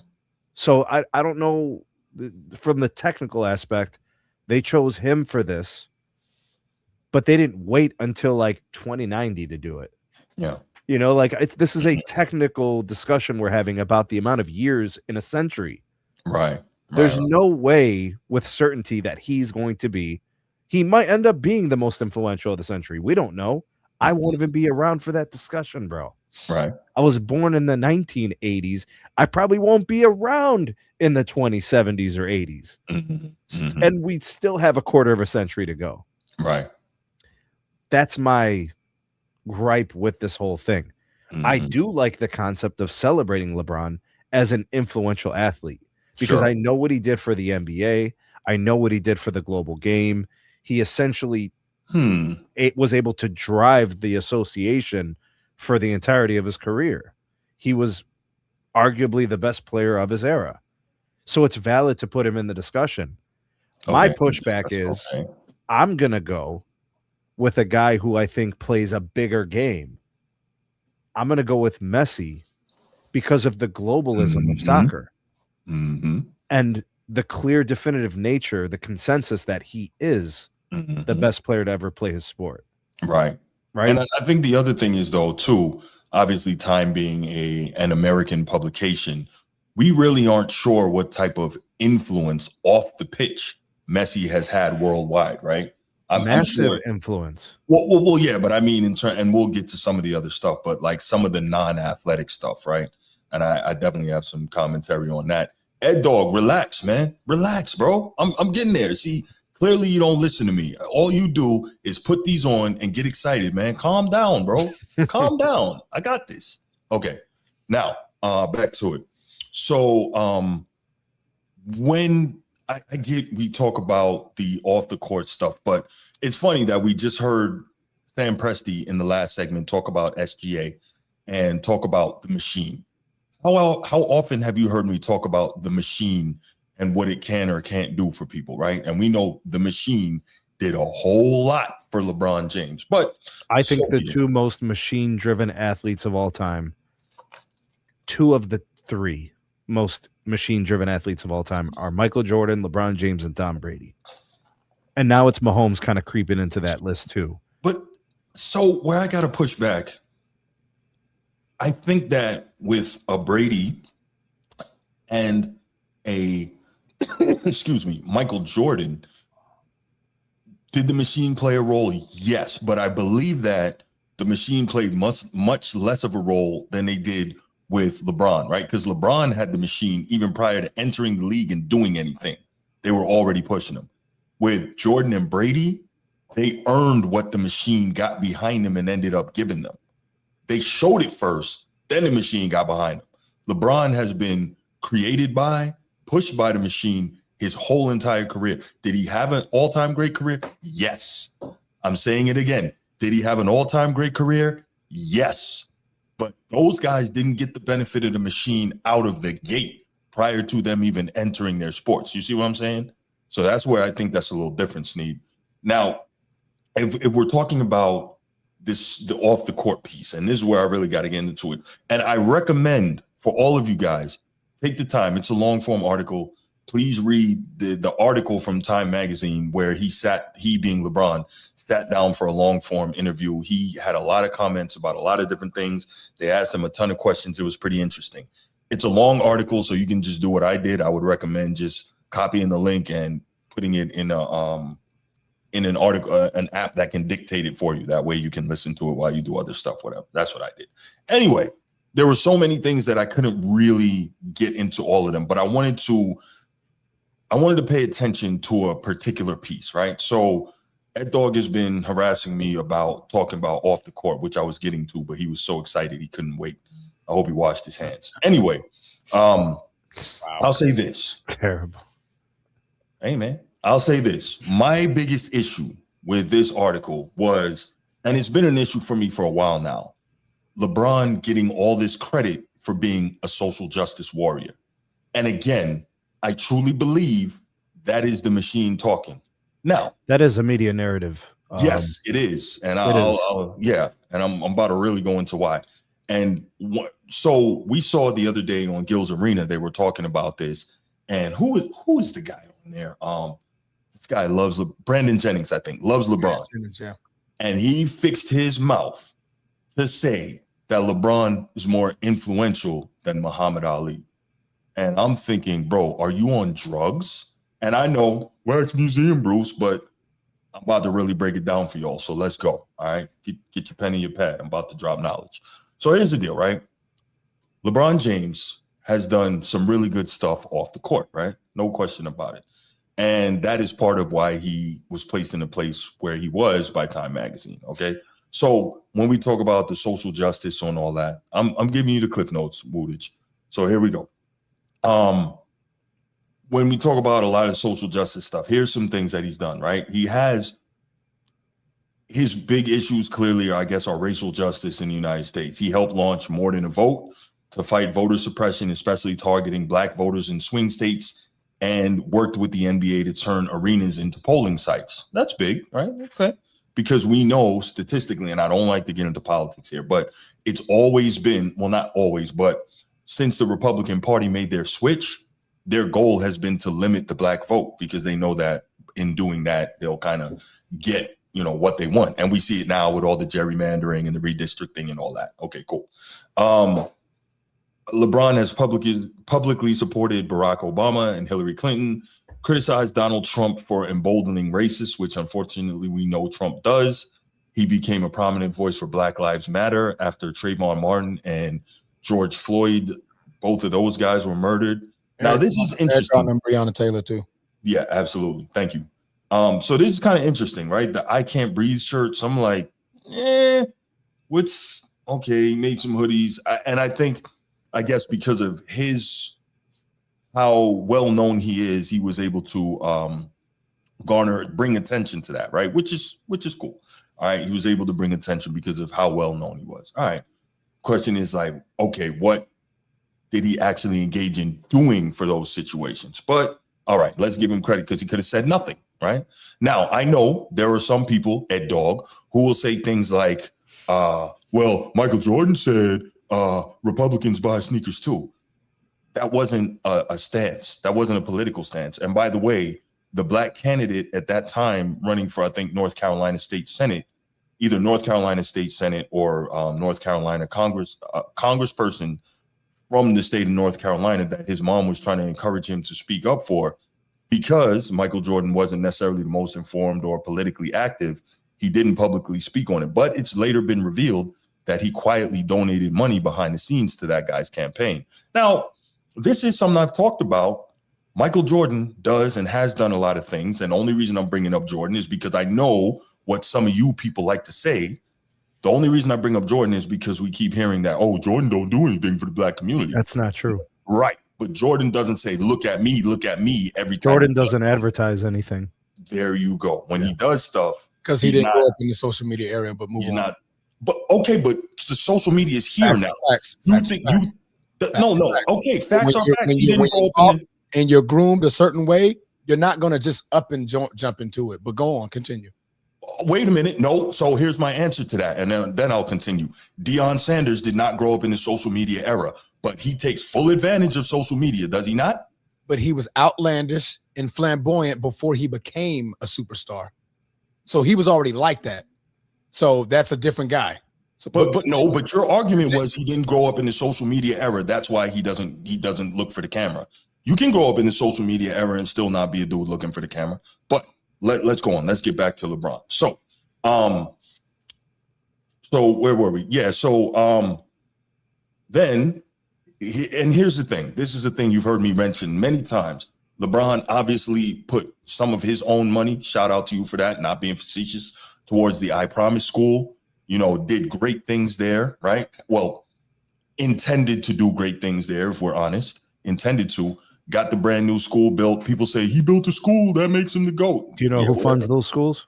Akron County. Because it's a charter, they took money from other schools and pulled that to build this one. But it would ruin the narrative if we actually said that. Well, I think LeBron's likeness earns considerations. That's that was the jumping point for the schools, right? Sure.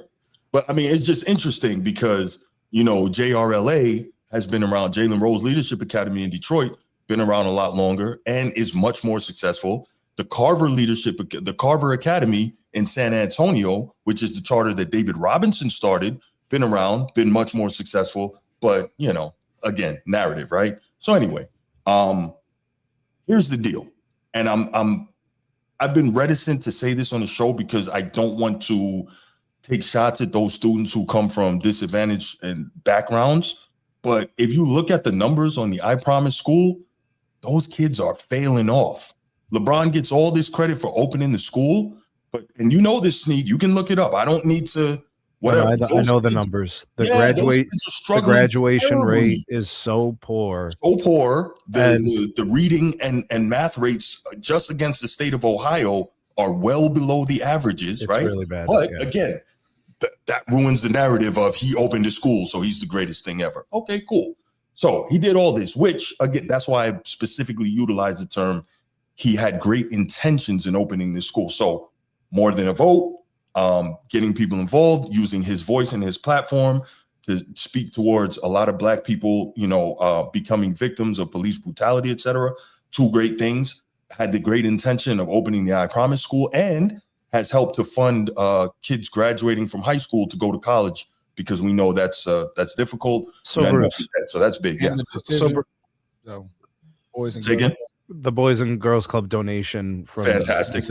Yeah. Great. So, Bruce, I'm going to try to put this all together for you, because you did so much there. Are you saying that everything with LeBron is transactional? I really believe that. I do.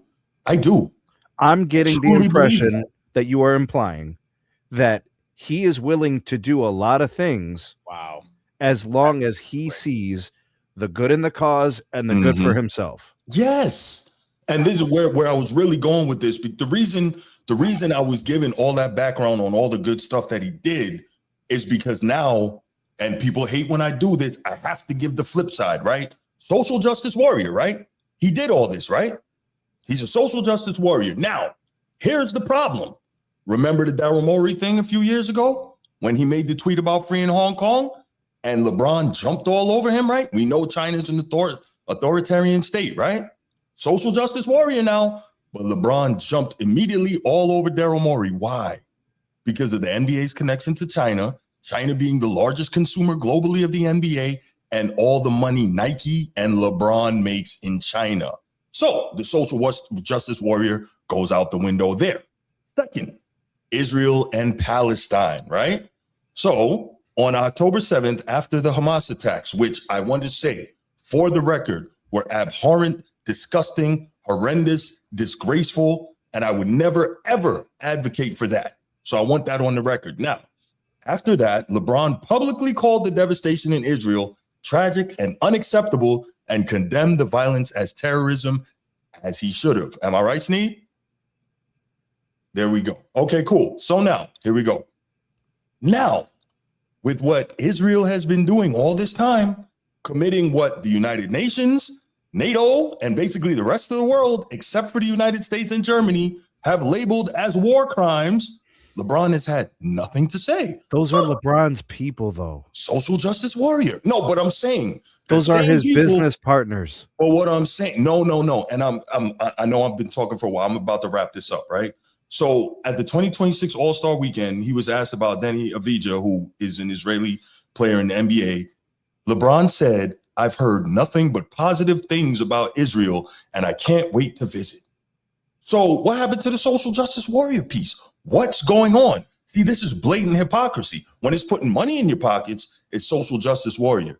A real social justice warrior, a real one, is willing to lay it on the line and lose what they have to. A la Muhammad Ali. Okay, Bruce, he's not a real social justice warrior. And fine. That's my point. Oh, fine. That's my point. Bruce, he's not Muhammad Ali. But you got people saying that he's more influential than Ali, and I'll talk about Ali later. Transformer, go. I know I've been talking for a while. This was not what I was expecting.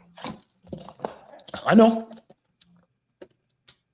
To say this man does it for the transactional piece is absolutely insane. Okay. 110% insane. Right? To say another human being out of the kindness of his heart and his using his platform, doing things that most of them things that you mentioned were for free. There was nothing transactional about it. Now does most of these things for transactional purpose. That's wild to say, right? The mere fact, and from what I heard, you named quite a few things. But by the end of your soliloquy, he didn't do enough. No. That's not what I was saying at all. But that's what I heard. Because I heard thing after thing after thing after thing after thing. But now, since he didn't speak about the one piece that you just spoke about, where were you? It's like he doesn't do enough. Like, okay, so what is enough? What is enough to be considered like I am a social active warrior? I utilize my platform to put these organizations or causes in the limelight because I am one of the biggest superstars in the world. Transformer, does LeBron say he's a social justice warrior? Or is it his fans that do? I think it's more so his fans. I don't think That's I what I think too. I don't. Yeah. Right. I think it's more so the machine, Bruce, that you were talking about. Sure. Yes. That I don't think LeBron ever LeBron said that never about himself. once said he's He never a did. political guy. I'm a social media war. I mean, not social media, social justice war. He's never said any of the things. He's just Agreed. go out and he does it. I mean, he implies that he's active. So like in the activist. He shows that he's an activist. Mm-hmm. He doesn't state it. He speaks at public speeches on public platforms or press conferences. He wears the shirts. He's committing. He's investing his emotions in his platform to make these causes more aware. So what is enough? Okay. What's the definition of enough? Like he's Okay. billions of followers Uh-huh. that probably had no idea about what that shirt meant. And they went and Googled it and they learned something just because LeBron James wore a shirt. To me, that's it doesn't have to be a certain realm, or he doesn't have to be Martin Luther King or something like that. That's to true. make his greatest speech, but he's doing his part. But, some superstars just don't do because they don't want to step into that fire. Like, I don't want to jump into that. He stepped into that flame multiple times, maybe not every time to your liking, and that's fair, but he's done it. He's done it. So and I'm gonna get back to the point because I think. Go ahead. No, do your thing, brother. I'm sorry. As far as Time Magazine is concerned, they are counting the commitments and the acts. You guys are giving more so your personal results of it. And I'm not gonna say Sneed. I mean, from what I'm hearing, you're counting the results of it. Now you count, what the school is doing. The fact that he tried, the attempt, he's making a considered effort to do something is what Time Magazine is pointing out. When they're looking at his off the court things that he's doing, like that's a commitment. Okay, so real quick, he's active. How is it that LeBron is the only guy that doesn't get measured by results? We don't measure him by his results on the court. Well, he went to the finals 10 times, but he lost 6 of them. Because now you're saying, when you're talking social media, I mean, not so when you're talking social justice and you talk things off the court, what is the measurable? See, sports. See, when you want to go on the court, there's stats. I can go look those up. There's stats, there's numbers, there's championships. That part, that's fair, Bruce. That's fair. You can judge them by that. But how can we judge them off something that's not statistical? The same way you can judge the end result. And again, Sneed is an educator, and he's an educator in the same state as the I Promise School. And Sneed knows that I was an educator for a very short time, but I was in the military. I taught civilian for a short time. But you can measure those statistics of a school can be measured by what? The success of the students, right? The overall success of the students. Say again. Or is he more so the founder? Oh, he's the founder. But what I'm saying is he's not the teacher. No, I get that. But what I'm saying is this, and I'm not trying to blame him for the success or failure of every student, but he gets extra credit because he started the school. But what is the school doing? Meanwhile, the Jalen Rose Leadership Academy has a 90+% graduation rate. They're sending kids to college like nobody's business. The Carver Academy is killing down there in San Antonio. I think it's a great school. I think it's a STEM academy because, as you know, the Admiral, David Robinson, naval guy. So he's got a love for STEM, really good math and science guy. So the students in his school are getting the results, but somehow when it comes to LeBron, we can always look past the results and talk about, but you make fair points. But this is what you asked me, what's enough? Jalen Rose, right? Say again? Jalen Rose. Yeah. That's the one you mentioned? When did he start the school? I would have to look it up. It's been open for a while, though. It's been open for a while. Yeah, he's been retired for a minute. Been retired for a minute. Mm-hmm. What is Jalen Rose known for? 81. It's quite a piece, ain't it? Right? 81. That was hard to think about, right? So, and again, I'm not caping up for LeBron on this one. I'm not saying you hear me out. I want you to hear me out. Sure. And you guys have stated this already, when you're so media driven and you have the machine behind you, right? Jalen Rose had nothing behind him. Right. What he's known for is getting 81 scored on him. Other than that, great role player. Great. Yeah, I think he made two All-Stars, I believe. He's not known Maybe for one, 81. maybe. He's known for the Fab Five in Michigan. Yeah. Okay, But the Fab 81 Five in the is- league is big, but Now compare that to the most polarizing one of the most polarizing superstars in NBA history, right? Something else is gonna like that. Everything LeBron touches, and I said it before. If the man farts, we're gonna talk about it. Yeah, but here's the thing, Transformer.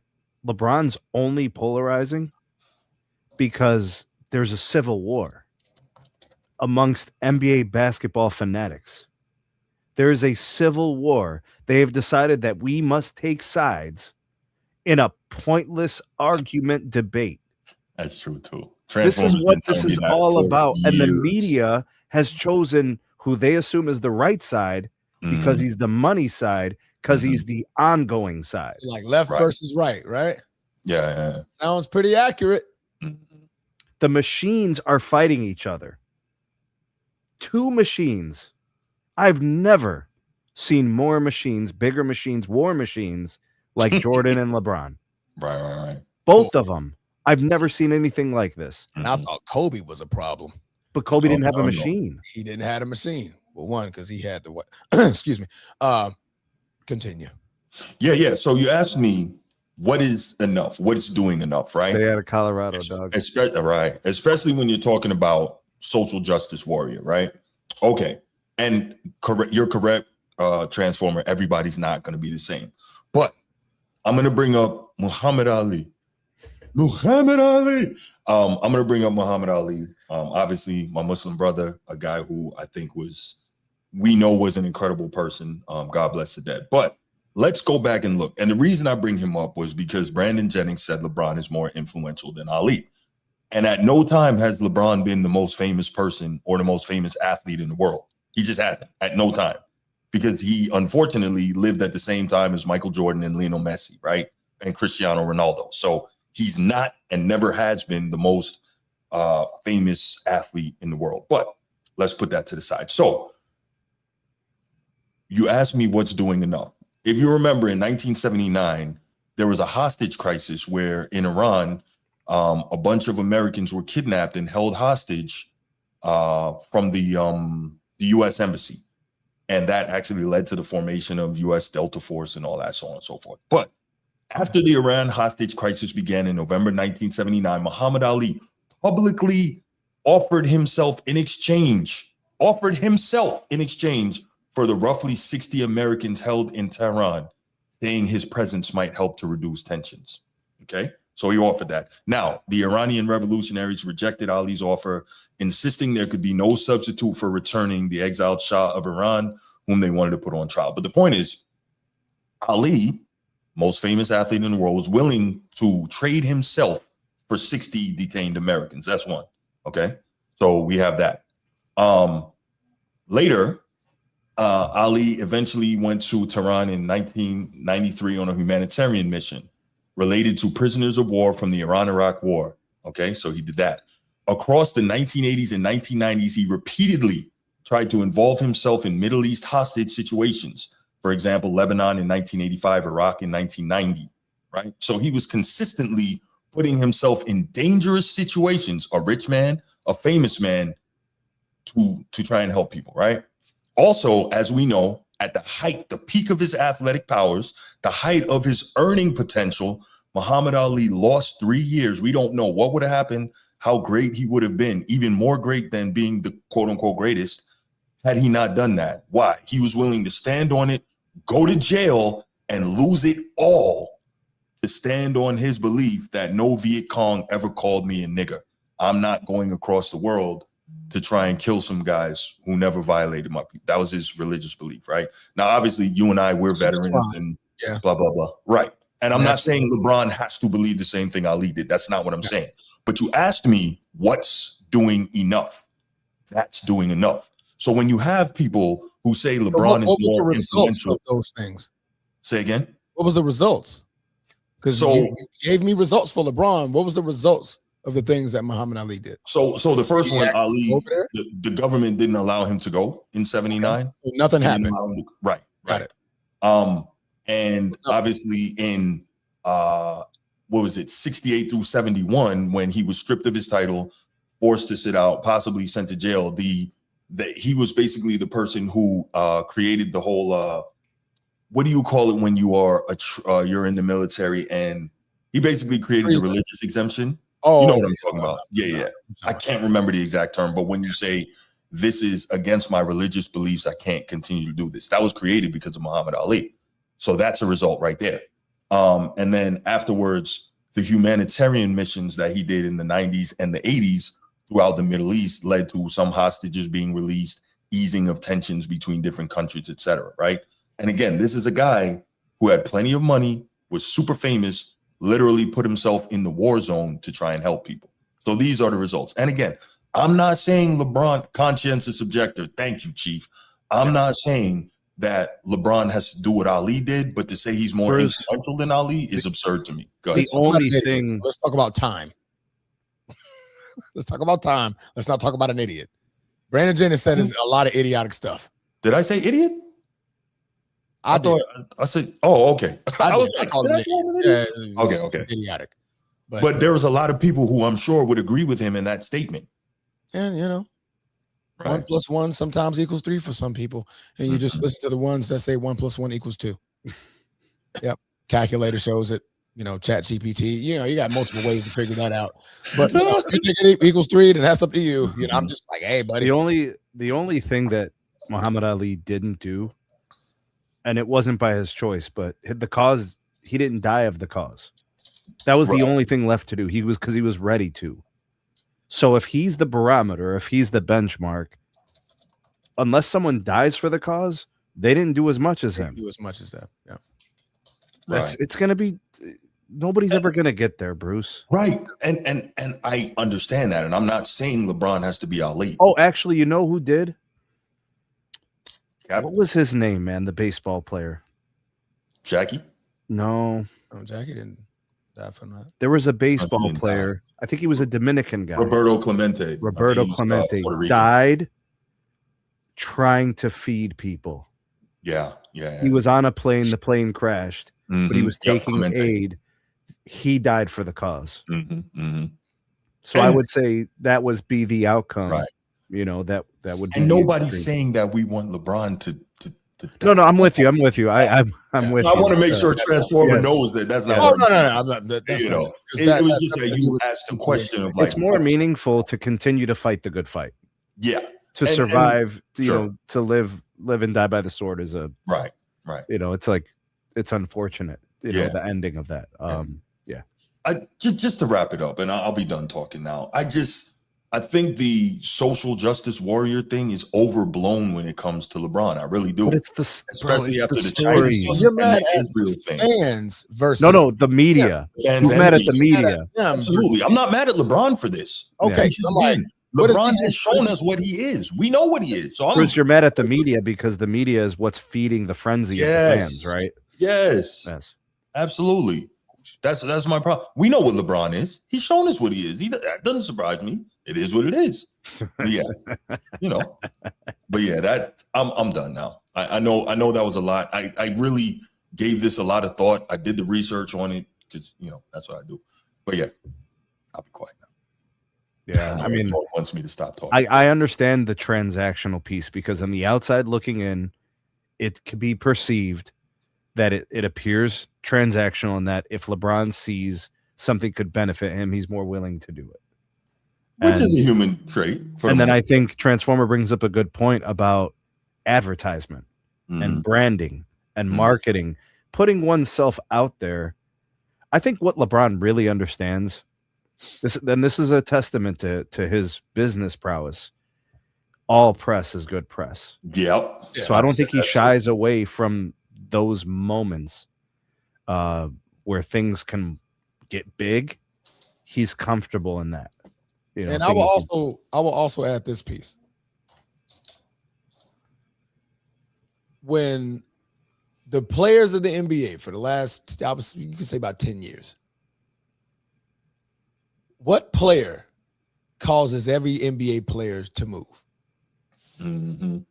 LeBron. Yeah. So when LeBron speaks about something, that forces the whole NBA, an entire organization, to now have to either say something, commit, or act. Yes. That's huge. That's also not transactional. What do you think was the biggest? Isn't it? What was the best example of that, Transformer? Go ahead. What do you think was, in your opinion, what do you think was the best example of that? The best example is when you step up to a speech and you're having that shirt on, and now the very next week, other players and every team has the exact same shirt on. So you're saying that was his, was the biggest thing? No, I'm just saying like that's one of the things. No, I'm asking you specifically, which one do you think was his most? Yeah. Oh, wow. Let me think about that one. I think when he spoke about what I would call murders, police brutality, I think that was the biggest one. Those are murders. Those are murders. That hit closer to home. That's okay to tell the truth, bro. You don't have to resent that. Yeah. So that hit closer to home, the murders. When he spoke about those. And think about the timing, right? I mean, that decade was the streets were hot, bro. Sure. Yeah. Sure. I just, like I said, it really got to me to hear somebody fix their mouth to say he was more influential than Ali. And then, like I said, the whole social justice warrior piece, you do things that are going to look good for you and work well for you. But when you really could have said something that had global significance, you got real quiet because you didn't want to mess with your dog. LeBron's 100% influential. Social justice warrior. Some of that's like the legend being created, right? Like the media is kind of driving that extra, right? They're because let's tell the truth, man. The bigger his stardom, the better their business. Like I'm talking about the media, right? Stories, they get to drive that more so. I mean, look at what they do during the games. They'll stop talking about the actual game to say some other stuff, and it's not even relevant to the game. The game's going on, and they're just rambling. Like they want stories sell, bro. And then I mean to because I know it's kind of the show. Oh, Chuck, Nino sitting on the line. Brandon Jennings. But Nino, let me finish this one piece real quick because we kind of jumped off because Brandon Jennings said something idiotic, right? But as far as Time magazine, right, there was a big chunk of a big piece that was missing, and why he's still one of the most influential. They also stated what a lot of these superstars say these days: how in the blue hell, in 23 years, this man got the cleanest face in sports history. 23 years. They look at how his camp, like how I believe he was drafted in 2003. What? Correct me if I'm wrong, Sneed. 2 seasons later, he fired his agent. Yeah. Brought a group of friends and created this conglomerate of Clutch Sports. Like when LRMR. What? Rich Paul, Maverick Carter, and Randy Mims. Yeah, Mims, right? So, which later became Clutch Sports. That whole thing. 700 athletes, including Myles Garrett, Asia Wilson. Ever heard of them? Both of them are Defensive Player of the Years, by the way. Good job, Clutch. Right? The one thing LeBron got robbed of. But anyway, yeah, he got robbed. Man, Marc Gasol shouldn't have won that damn thing. Go ahead. But you look at they also reference that, which is a lot of people, a lot of superstars, former players, are like, man, why didn't we think of that? How come that didn't work for us? Because you see a lot of these athletes that trust in said friends, said relatives, and they get robbed. You know what I mean? You hear so many stories about that. So, like, how did LeBron's camp, his friends, do it the right way? These folks had no education. Yeah. He had to, he put them on the map to go be agents and be successful, to go be producers in Hollywood and be successful. So, like, when they talk about influential, they lean heavy on that off court stuff because they're like, okay, we get it. You've been great for 23 years. Somehow you've never scored less than 20 points a game. That's phenomenal in its own right. Right. But bro, how are you doing something that thousands and thousands and thousands of athletes and hundreds of them have been at your status, superstar status? You don't have one hiccup. The man's biggest problem. Name one. Name something that he's probably got in trouble for, or like the closest thing to trouble. Right. There's nothing. Right. You look at Kobe. You look at Magic. You look at anybody. Just name them. There's something. Right. And I think that's a huge piece as far as time and what they're calling them the most influential. It's not just basketball. It's more so the athlete. So my last pushback on that, Transformer, and then I'll let Nino go. I promise. My last pushback is you're 100% right on everything you said. I don't have an argument for that. I will just say that when you talk about the other guys on that list, especially the international guys, how much do we really know about their influence? We generally don't, right? I bet you if I was Argentinian, I would know about everything Leo Messi does, right? Actually, anywhere outside of the U.S. Right. If I was Portuguese, and I'm just making an example with these guys' home countries, I would know about whatever it is Cristiano Ronaldo does, although he doesn't strike me as the type of dude who does a whole lot off the pitch. But you get the point I'm trying to make, right? If I'm freaking, I don't really know much about cricket, but I think it's like the third most popular. Actually, all those things you were talking about, all the international stuff, Ronaldo is a social justice warrior. Oh, well, there you go. In that sense, like what you were describing, he is that actually. Okay, well, there you go. So I guess the question is time weighing those people's off the outside of their sport activities the same way they're weighing LeBron's? I don't know. I'm not saying they're not. They have more access to LeBron than those other guys. Say again.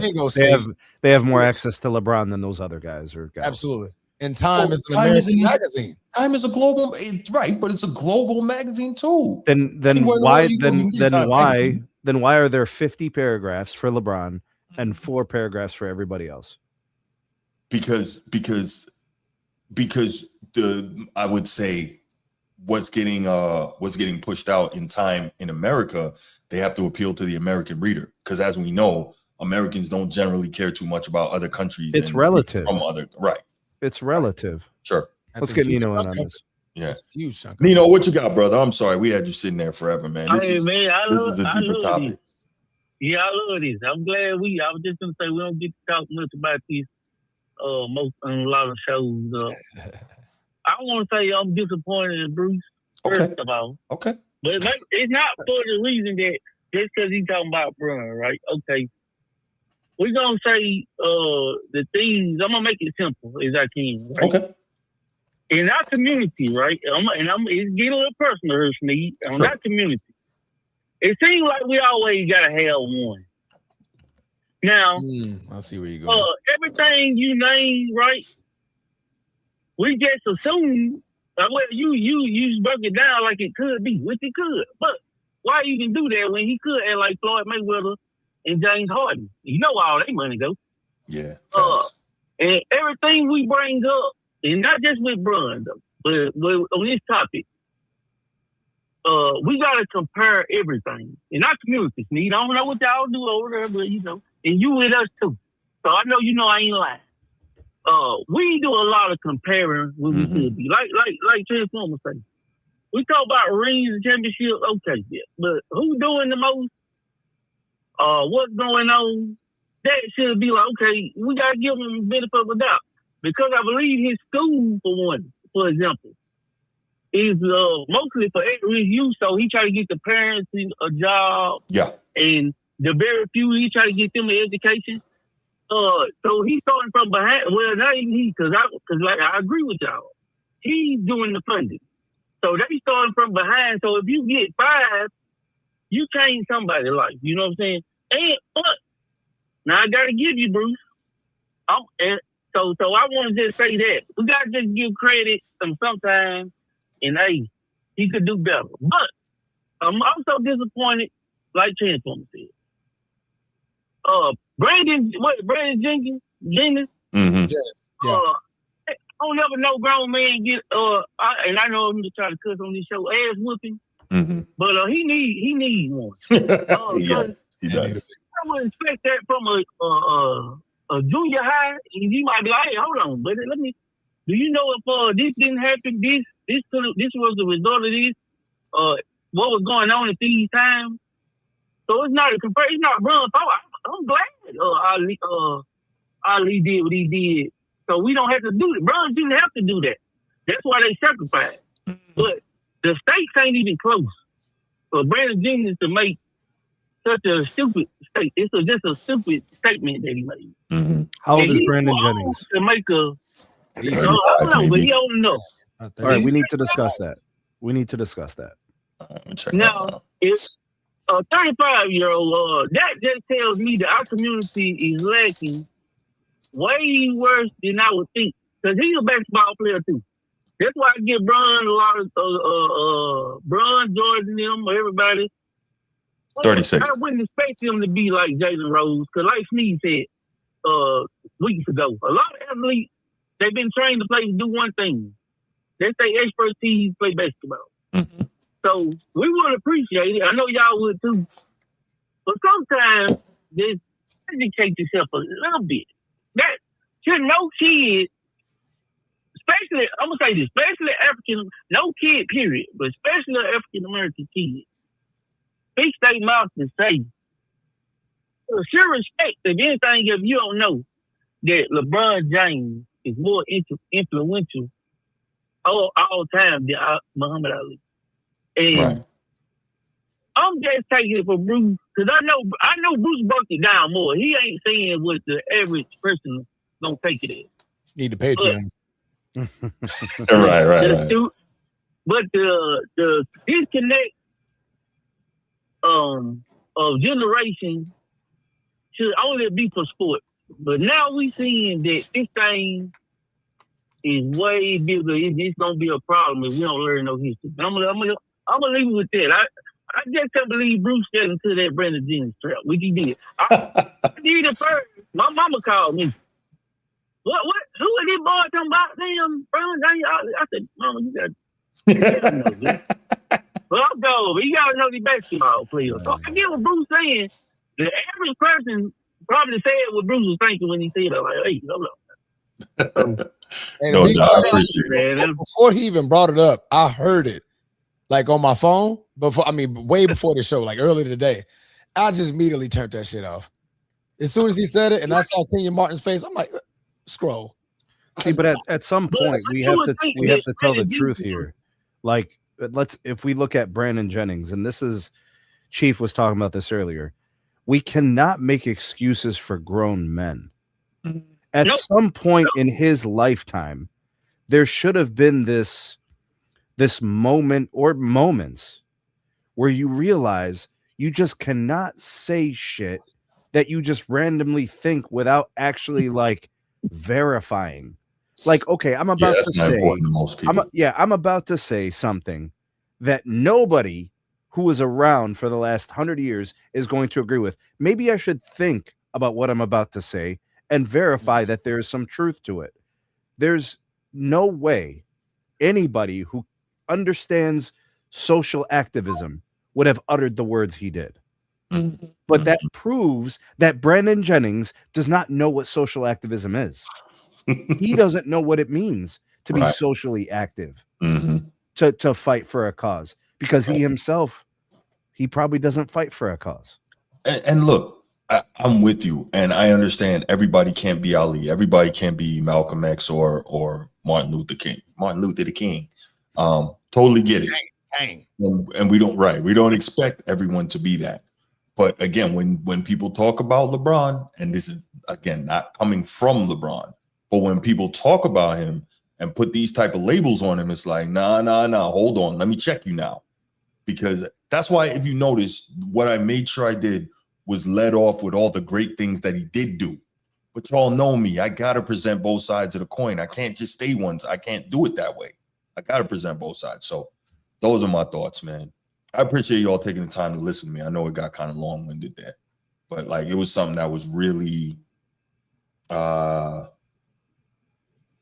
it really got to me when I read the article or listened to the article, and then I really started. You know why this bothers you, Bruce? Start researching. Yeah. This bothers you because a person who was going to be in front of a lot of people is shitting on someone in order to build someone else up higher.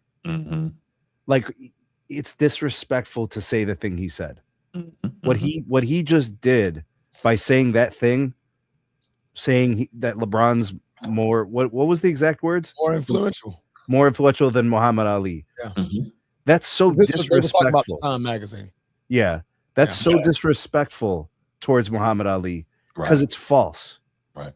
You know what I'm saying? And instead of him saying, LeBron does deserve considerations as the most influential of the thing, he said he's more so than Ali, and Ali's not even in the same century. That was what I said earlier. Y'all Euro-stepped it. No. I'm with you. This whole thing, Transformer, is all technical. It's all technical. Remember, I said, how do they know what's going to happen the next 75 years? Yeah. And your thing is, Brandon Jennings is talking about someone who's not even in the same century. We're not even on the same page. Nobody's on the same time. And he's lying. Right. But look, before you go, Bruce, I'm gonna let you go. Be real quick. No, sure. A part of me is looking at that. Y'all did that for rage bait.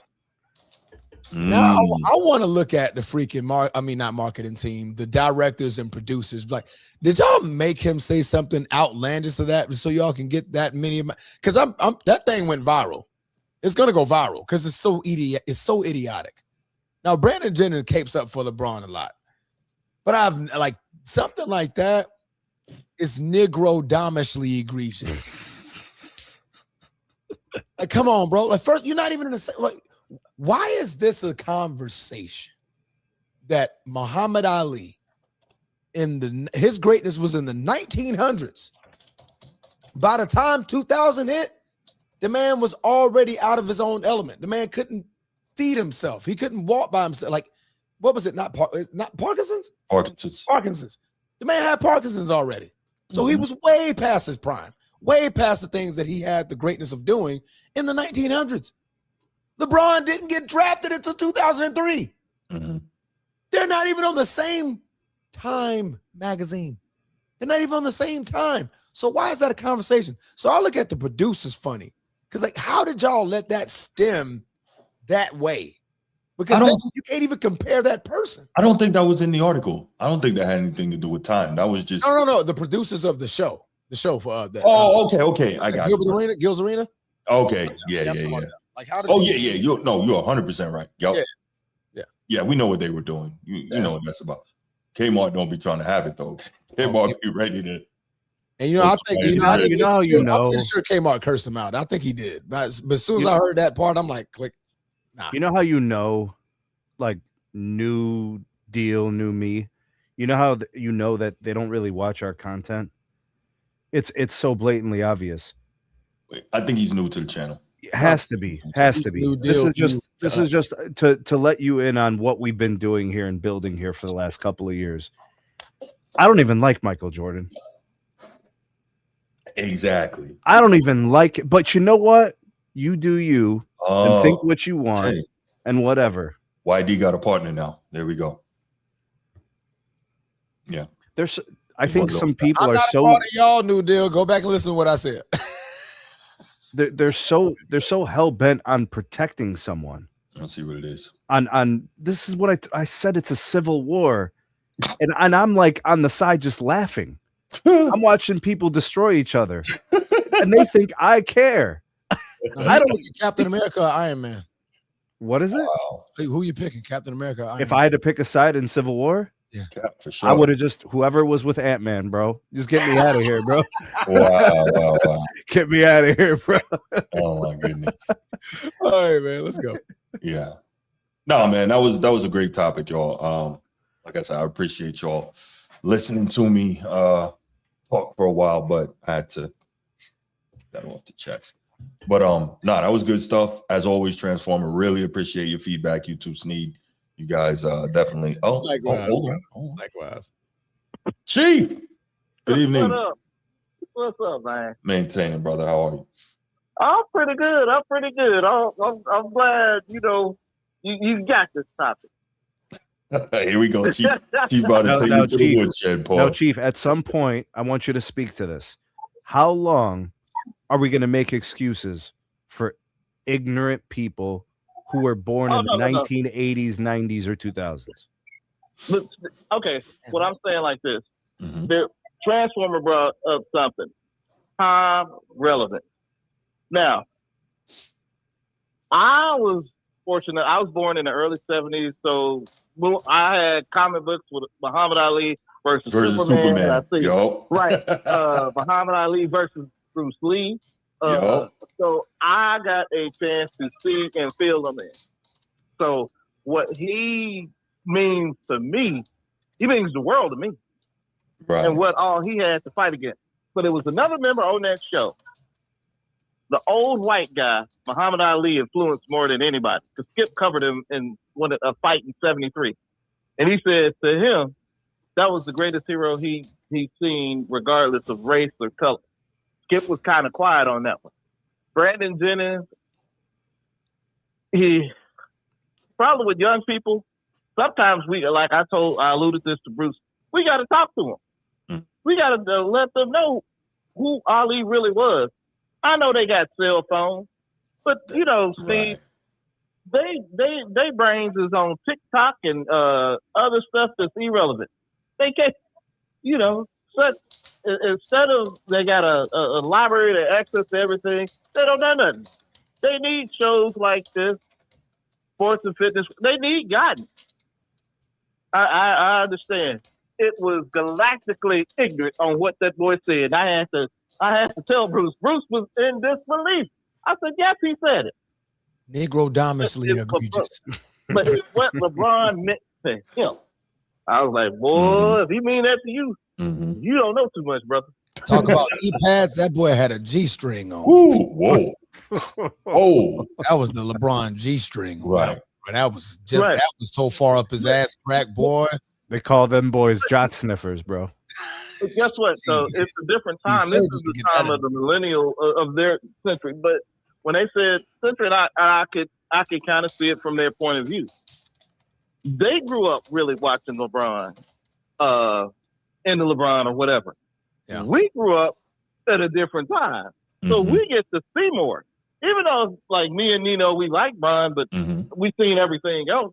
So we have a different perspective and a different argument. Now, some people, he's the most influential, good and bad. Good and bad. Right. So you got. But why is it hating to acknowledge that, Chief? Why is that? Because you got to look at some of the people that's against LeBron. You got a conservative movement, Trump supporters, Fox News, those people against LeBron. So guess if they're against LeBron and they're against me, I'm going to ride with LeBron against those type people. For sure. That's why he has a fervent, loyal fan base. You got to think of how many people didn't have no father figure to grow up to make it. So yeah, they're going to swell to LeBron James. They can identify with LeBron James better than they can Michael Jordan. You know, the difference between Michael Jordan and LeBron, you know, Jordan did stuff, but he didn't say anything. LeBron is outspoken about it. So it's one thing, yeah, you kind of support me in a quiet type of way. You don't want to upset the apple cart. Another thing to say, I'm with you. I'm going down with you. Now, does he do everything right? Absolutely not. Nobody does. Nobody does. Right. As far as the social justice thing, sometimes I can be for social justice, but sometimes I got to stay in my lane. If it's something I don't know, then I can't articulate on as well as somebody else. So then why doesn't he do that? Because now here's the thing. When Michael Jordan didn't, and I'm only bringing up Jordan because the LeBron people bring up Jordan, when he wasn't that informed and he decided to stay quiet about it, right? Right. That was the big problem. Oh, Michael Jordan don't care about black people. Michael Jordan don't do nothing for the black community, blah, blah, blah, right? But it's cool when LeBron is uninformed and says ignorant things, right? Okay. But like the Israel commentary and the China commentary. So those things that he's not, I don't have a high expectation of him because I don't think he really knows that much about it. Now, what he do know probably growing up from the streets in Akron and being in a less than popular social economic environment, he do know about police brutality. He do know what it's like to have. Now, let me ask you this, Chief. Let me ask you this. If we were going to be talking about that particular conflict, right? Bruce brought up China. Bruce brought up Israel. Where do you think LeBron's lawyers are from? So what do you think he knows about? So what do you think he knows about Israel? Friends. He probably don't know. Right. He probably my don't. friends. These are the people that I do business with. Right. Those are the people. This is what I was telling Bruce before. Is Bruce? He's defending his people. I'm in Hollywood. Yeah, this is business. Right. Right. Touche. Look, if LeBron is anything, he is loyal. Yeah. Like if I would describe him, one of the first words I would use, he is extremely loyal to his people. To his inner circle. Yeah. But that's a whole different thing. If he feels you can't do anything for him anymore, you out. But see, here's the deal, and I think why they did it.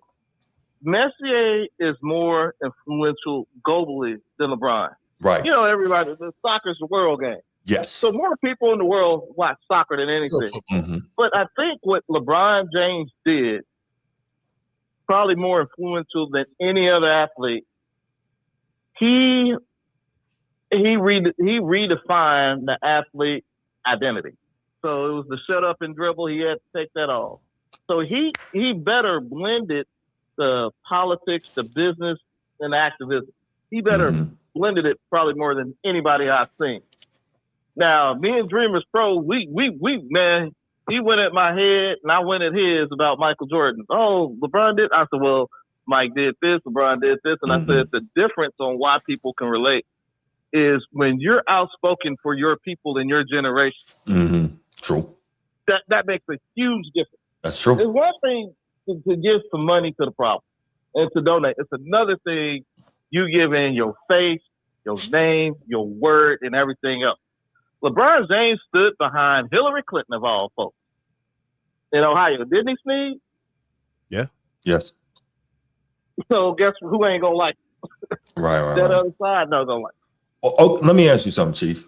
And you are cooking right now, right? So cool. But let me ask you this.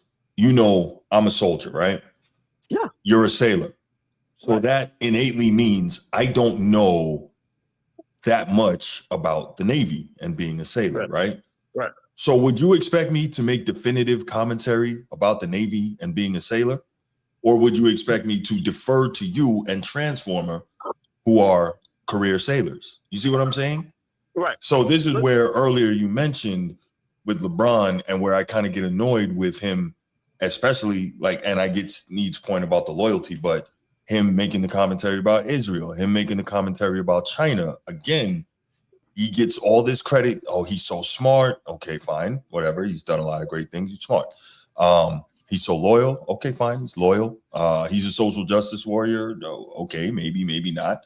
But you get all this credit, but nobody holds this guy to the fire on the other side. He's a tryhard. Remember the whole Malcolm X thing? Yeah. Remember the whole book thing? He was on page 1. Remember? Yeah, we're not even going to talk about him faking reading. He's a tryhard. Like he's just he wants to be perceived in a certain way. He's trying. But Steve, the smartest way to do it, I'm not going to make definitive statements to you about being an educator because that's not my lane. I'm not going to make definitive statements to Chief and Transformer about being a sailor because I'm a soldier. Okay, are you happy? Okay, are you happy if I say LeBron's not perfectly polished? Are you happy now, Bruce? There are very few people that are perfectly polished. Are you happy now, bro? No, I'm good, but you understand what I'm trying to say. I'm just part of it. It sounds like you want the man to be perfect. No, because I know that nobody is, right? Because I would say, can we all agree, his good drastically outweighs his bad as far as off the court. Look, drastically, like I'm talking 9-1. Right, it's not 99-1, but whatever. So what's more? The point is this. Give me something more. Give me. No. The point. I've laid all this out, and I'm not trying to relitigate it. All I'm saying is, there are so many people. It's not that I want him to be perfect. There's so many people that play it like he is. But when I show the other side, I'm a hater. This is why Jordan shut up.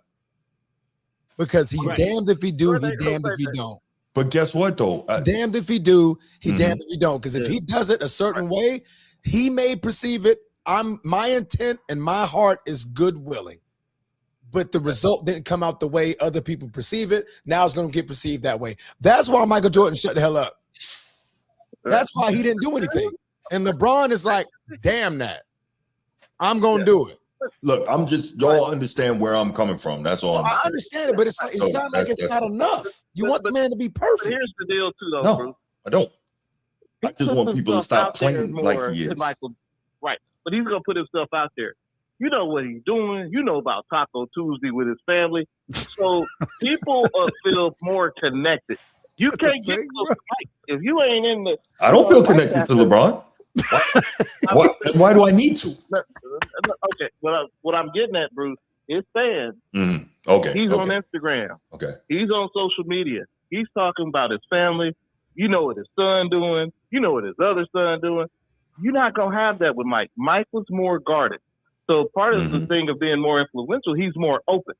Okay. His son is open. Okay. Wait. He's more open. So let me ask you this, Chief. Do you think he would be more open? Because remember, Sneed said something earlier, and I've talked about this. He subscribes very much so to the there's no such thing as bad publicity model, right? And he's very smart for that. Now, do you think he would be open if it wasn't making him tons of money to be open? This is what we talk about when we said the transactional piece. Whether people are criticizing him or whether people are glazing him, we know that all this attention makes LeBron tons of money. He's not being open because he wants to be open. He's being open because it's... Bruce, you got to think about it. This boy was on Sports Illustrated at age 15. Right. 15. So he grew up like that. Mm-hmm. We didn't grow up like that. He had his whole life at 18, 15 on. Everybody knew who he was at 15. Right. From 15 to 41. He had to live that life. So being out in the open, I think that's his personality and who he is. Now, does he monetize? Will he monetize? You dang right. He gonna try to monetize. And I have no problem with that. But I'm not saying, I think what me and Transform is saying is the man is more open. So if he's more open, he's more vulnerable. He's gonna show vulnerability. So if a guy messed up, like everybody, like usually I have to hit everybody that want to debate. They always want to use 2011 and that's just who he is. But I was like, well, damn, you got to count the other years and everything else on who he is as a player. For sure. Yeah. See, certain guys like to The meltdown. they like to have their compartment. Yeah, Dallas. They want to compartmentalize. The guy, if you ethically fail in front of the world and then you ethically come back, I mean, people ought to give you credit for it. Yeah, but Bruce's pushback would be, why are we going to pretend like Dallas didn't happen? Right. Oh, that's You see what I'm saying? Like we would celebrate the story of redemption. Mm-hmm. They think that this is a flaw, that he wasn't perfect every time. I don't view it that way. How many people have a flawless record in a competitive team's games? Who you don't win it every year? Nobody has. Nobody has. So why do we have? So we don't have to pretend like if he came up short in a series, Floyd Mayweather, that he couldn't redeem himself. Well, Floyd Mayweather controlled everything. He literally controlled the outcome of his career. Yeah, he didn't give the fans what they wanted. He got what he wanted. Right. So it's a little different. But like one, that's all I was just but think about this, Transformer. So LeBron doesn't have a good series in 07 against the Spurs. He has a horrible series in 08 against the Celtics, 09 against the Magic, 10 against the Celtics. So these are bad years, right? So that's the first leg of his career. He starts winning in Miami after another failure to start Miami. Why doesn't he personally also view that as the stepping stone that made him who he became? A story of redemption. Because he said that he would have had the same career if he never went to Miami, but that's a whole different thing. Right. Anyway, but he's uncomfortable with that. He's uncomfortable with his results. So he continues to have the machine push the stories and the narratives. That's where I was going. But to me, really think about it. Them years that me, Doe, Scotty, and Michael, I had to endure them years when the Bulls lost to Detroit. Okay. But then when Michael won and broke through, that made it so much more Gratifying. satisfying. Absolutely. Right. Because when you have to suffer, man, when you got to suffer as a fan and then you come up the quote unquote right way, man, it's no better feeling. So, and I think that was the thing to me when I always said this about LeBron James. I always made the comparison Bruce Leroy, Bruce Lee. LeBron's Bruce Leroy because it ain't the physical part. You see it's in his head. You can see that. The person who stopped him more than anybody is himself. All right. Okay, Last Dragon.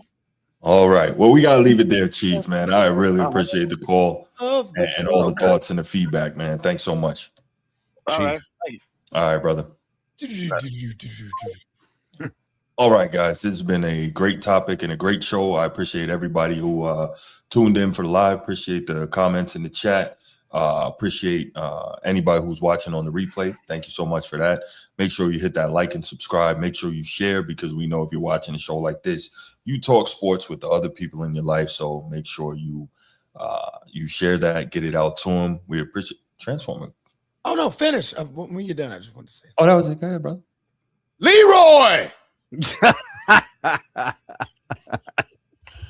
That was funny. Leroy. Bruce Leroy turned around. He was like, he thought he had him beat. He was like, Oh man. Leroy. That man came up. Then he came. My man disappeared. Oh, he about to F you up, Leroy. Yeah. Man, you coming straight out of a comic book. Oh man. All right, y'all. Well, we'll be back for the next one. What we got? Saturday, Sunday. Oh no, game 5. Game 5 Saturday, right? Saturday. Game 5. All right. Well, we should be back with you on we should be back with you guys on Saturday night for game 5. In San Antonio. San Antonio. Yeah. In San Antonio, that's right. Mm-hmm. Prediction. Oh, San Antonio. It's going back to New York. Spurs gonna win. Knicks. Ooh. Not on the Spurs Knicks floor. closing it? Nah. Even with the Knicks winning the series, it's gotta be more poetic to happen in the Garden. I don't see it on their floor. Do you think the Knicks take that chance? No, I don't think they're going to not try to win. Yeah. I just think that San Antonio is not going to let it happen on their home court. So far in every series, and the closeout game has ended in a blowout. That's true. I don't see this one ending that way though. Okay. Yeah. All right, y'all. OG Ananobi. And we out. Peace.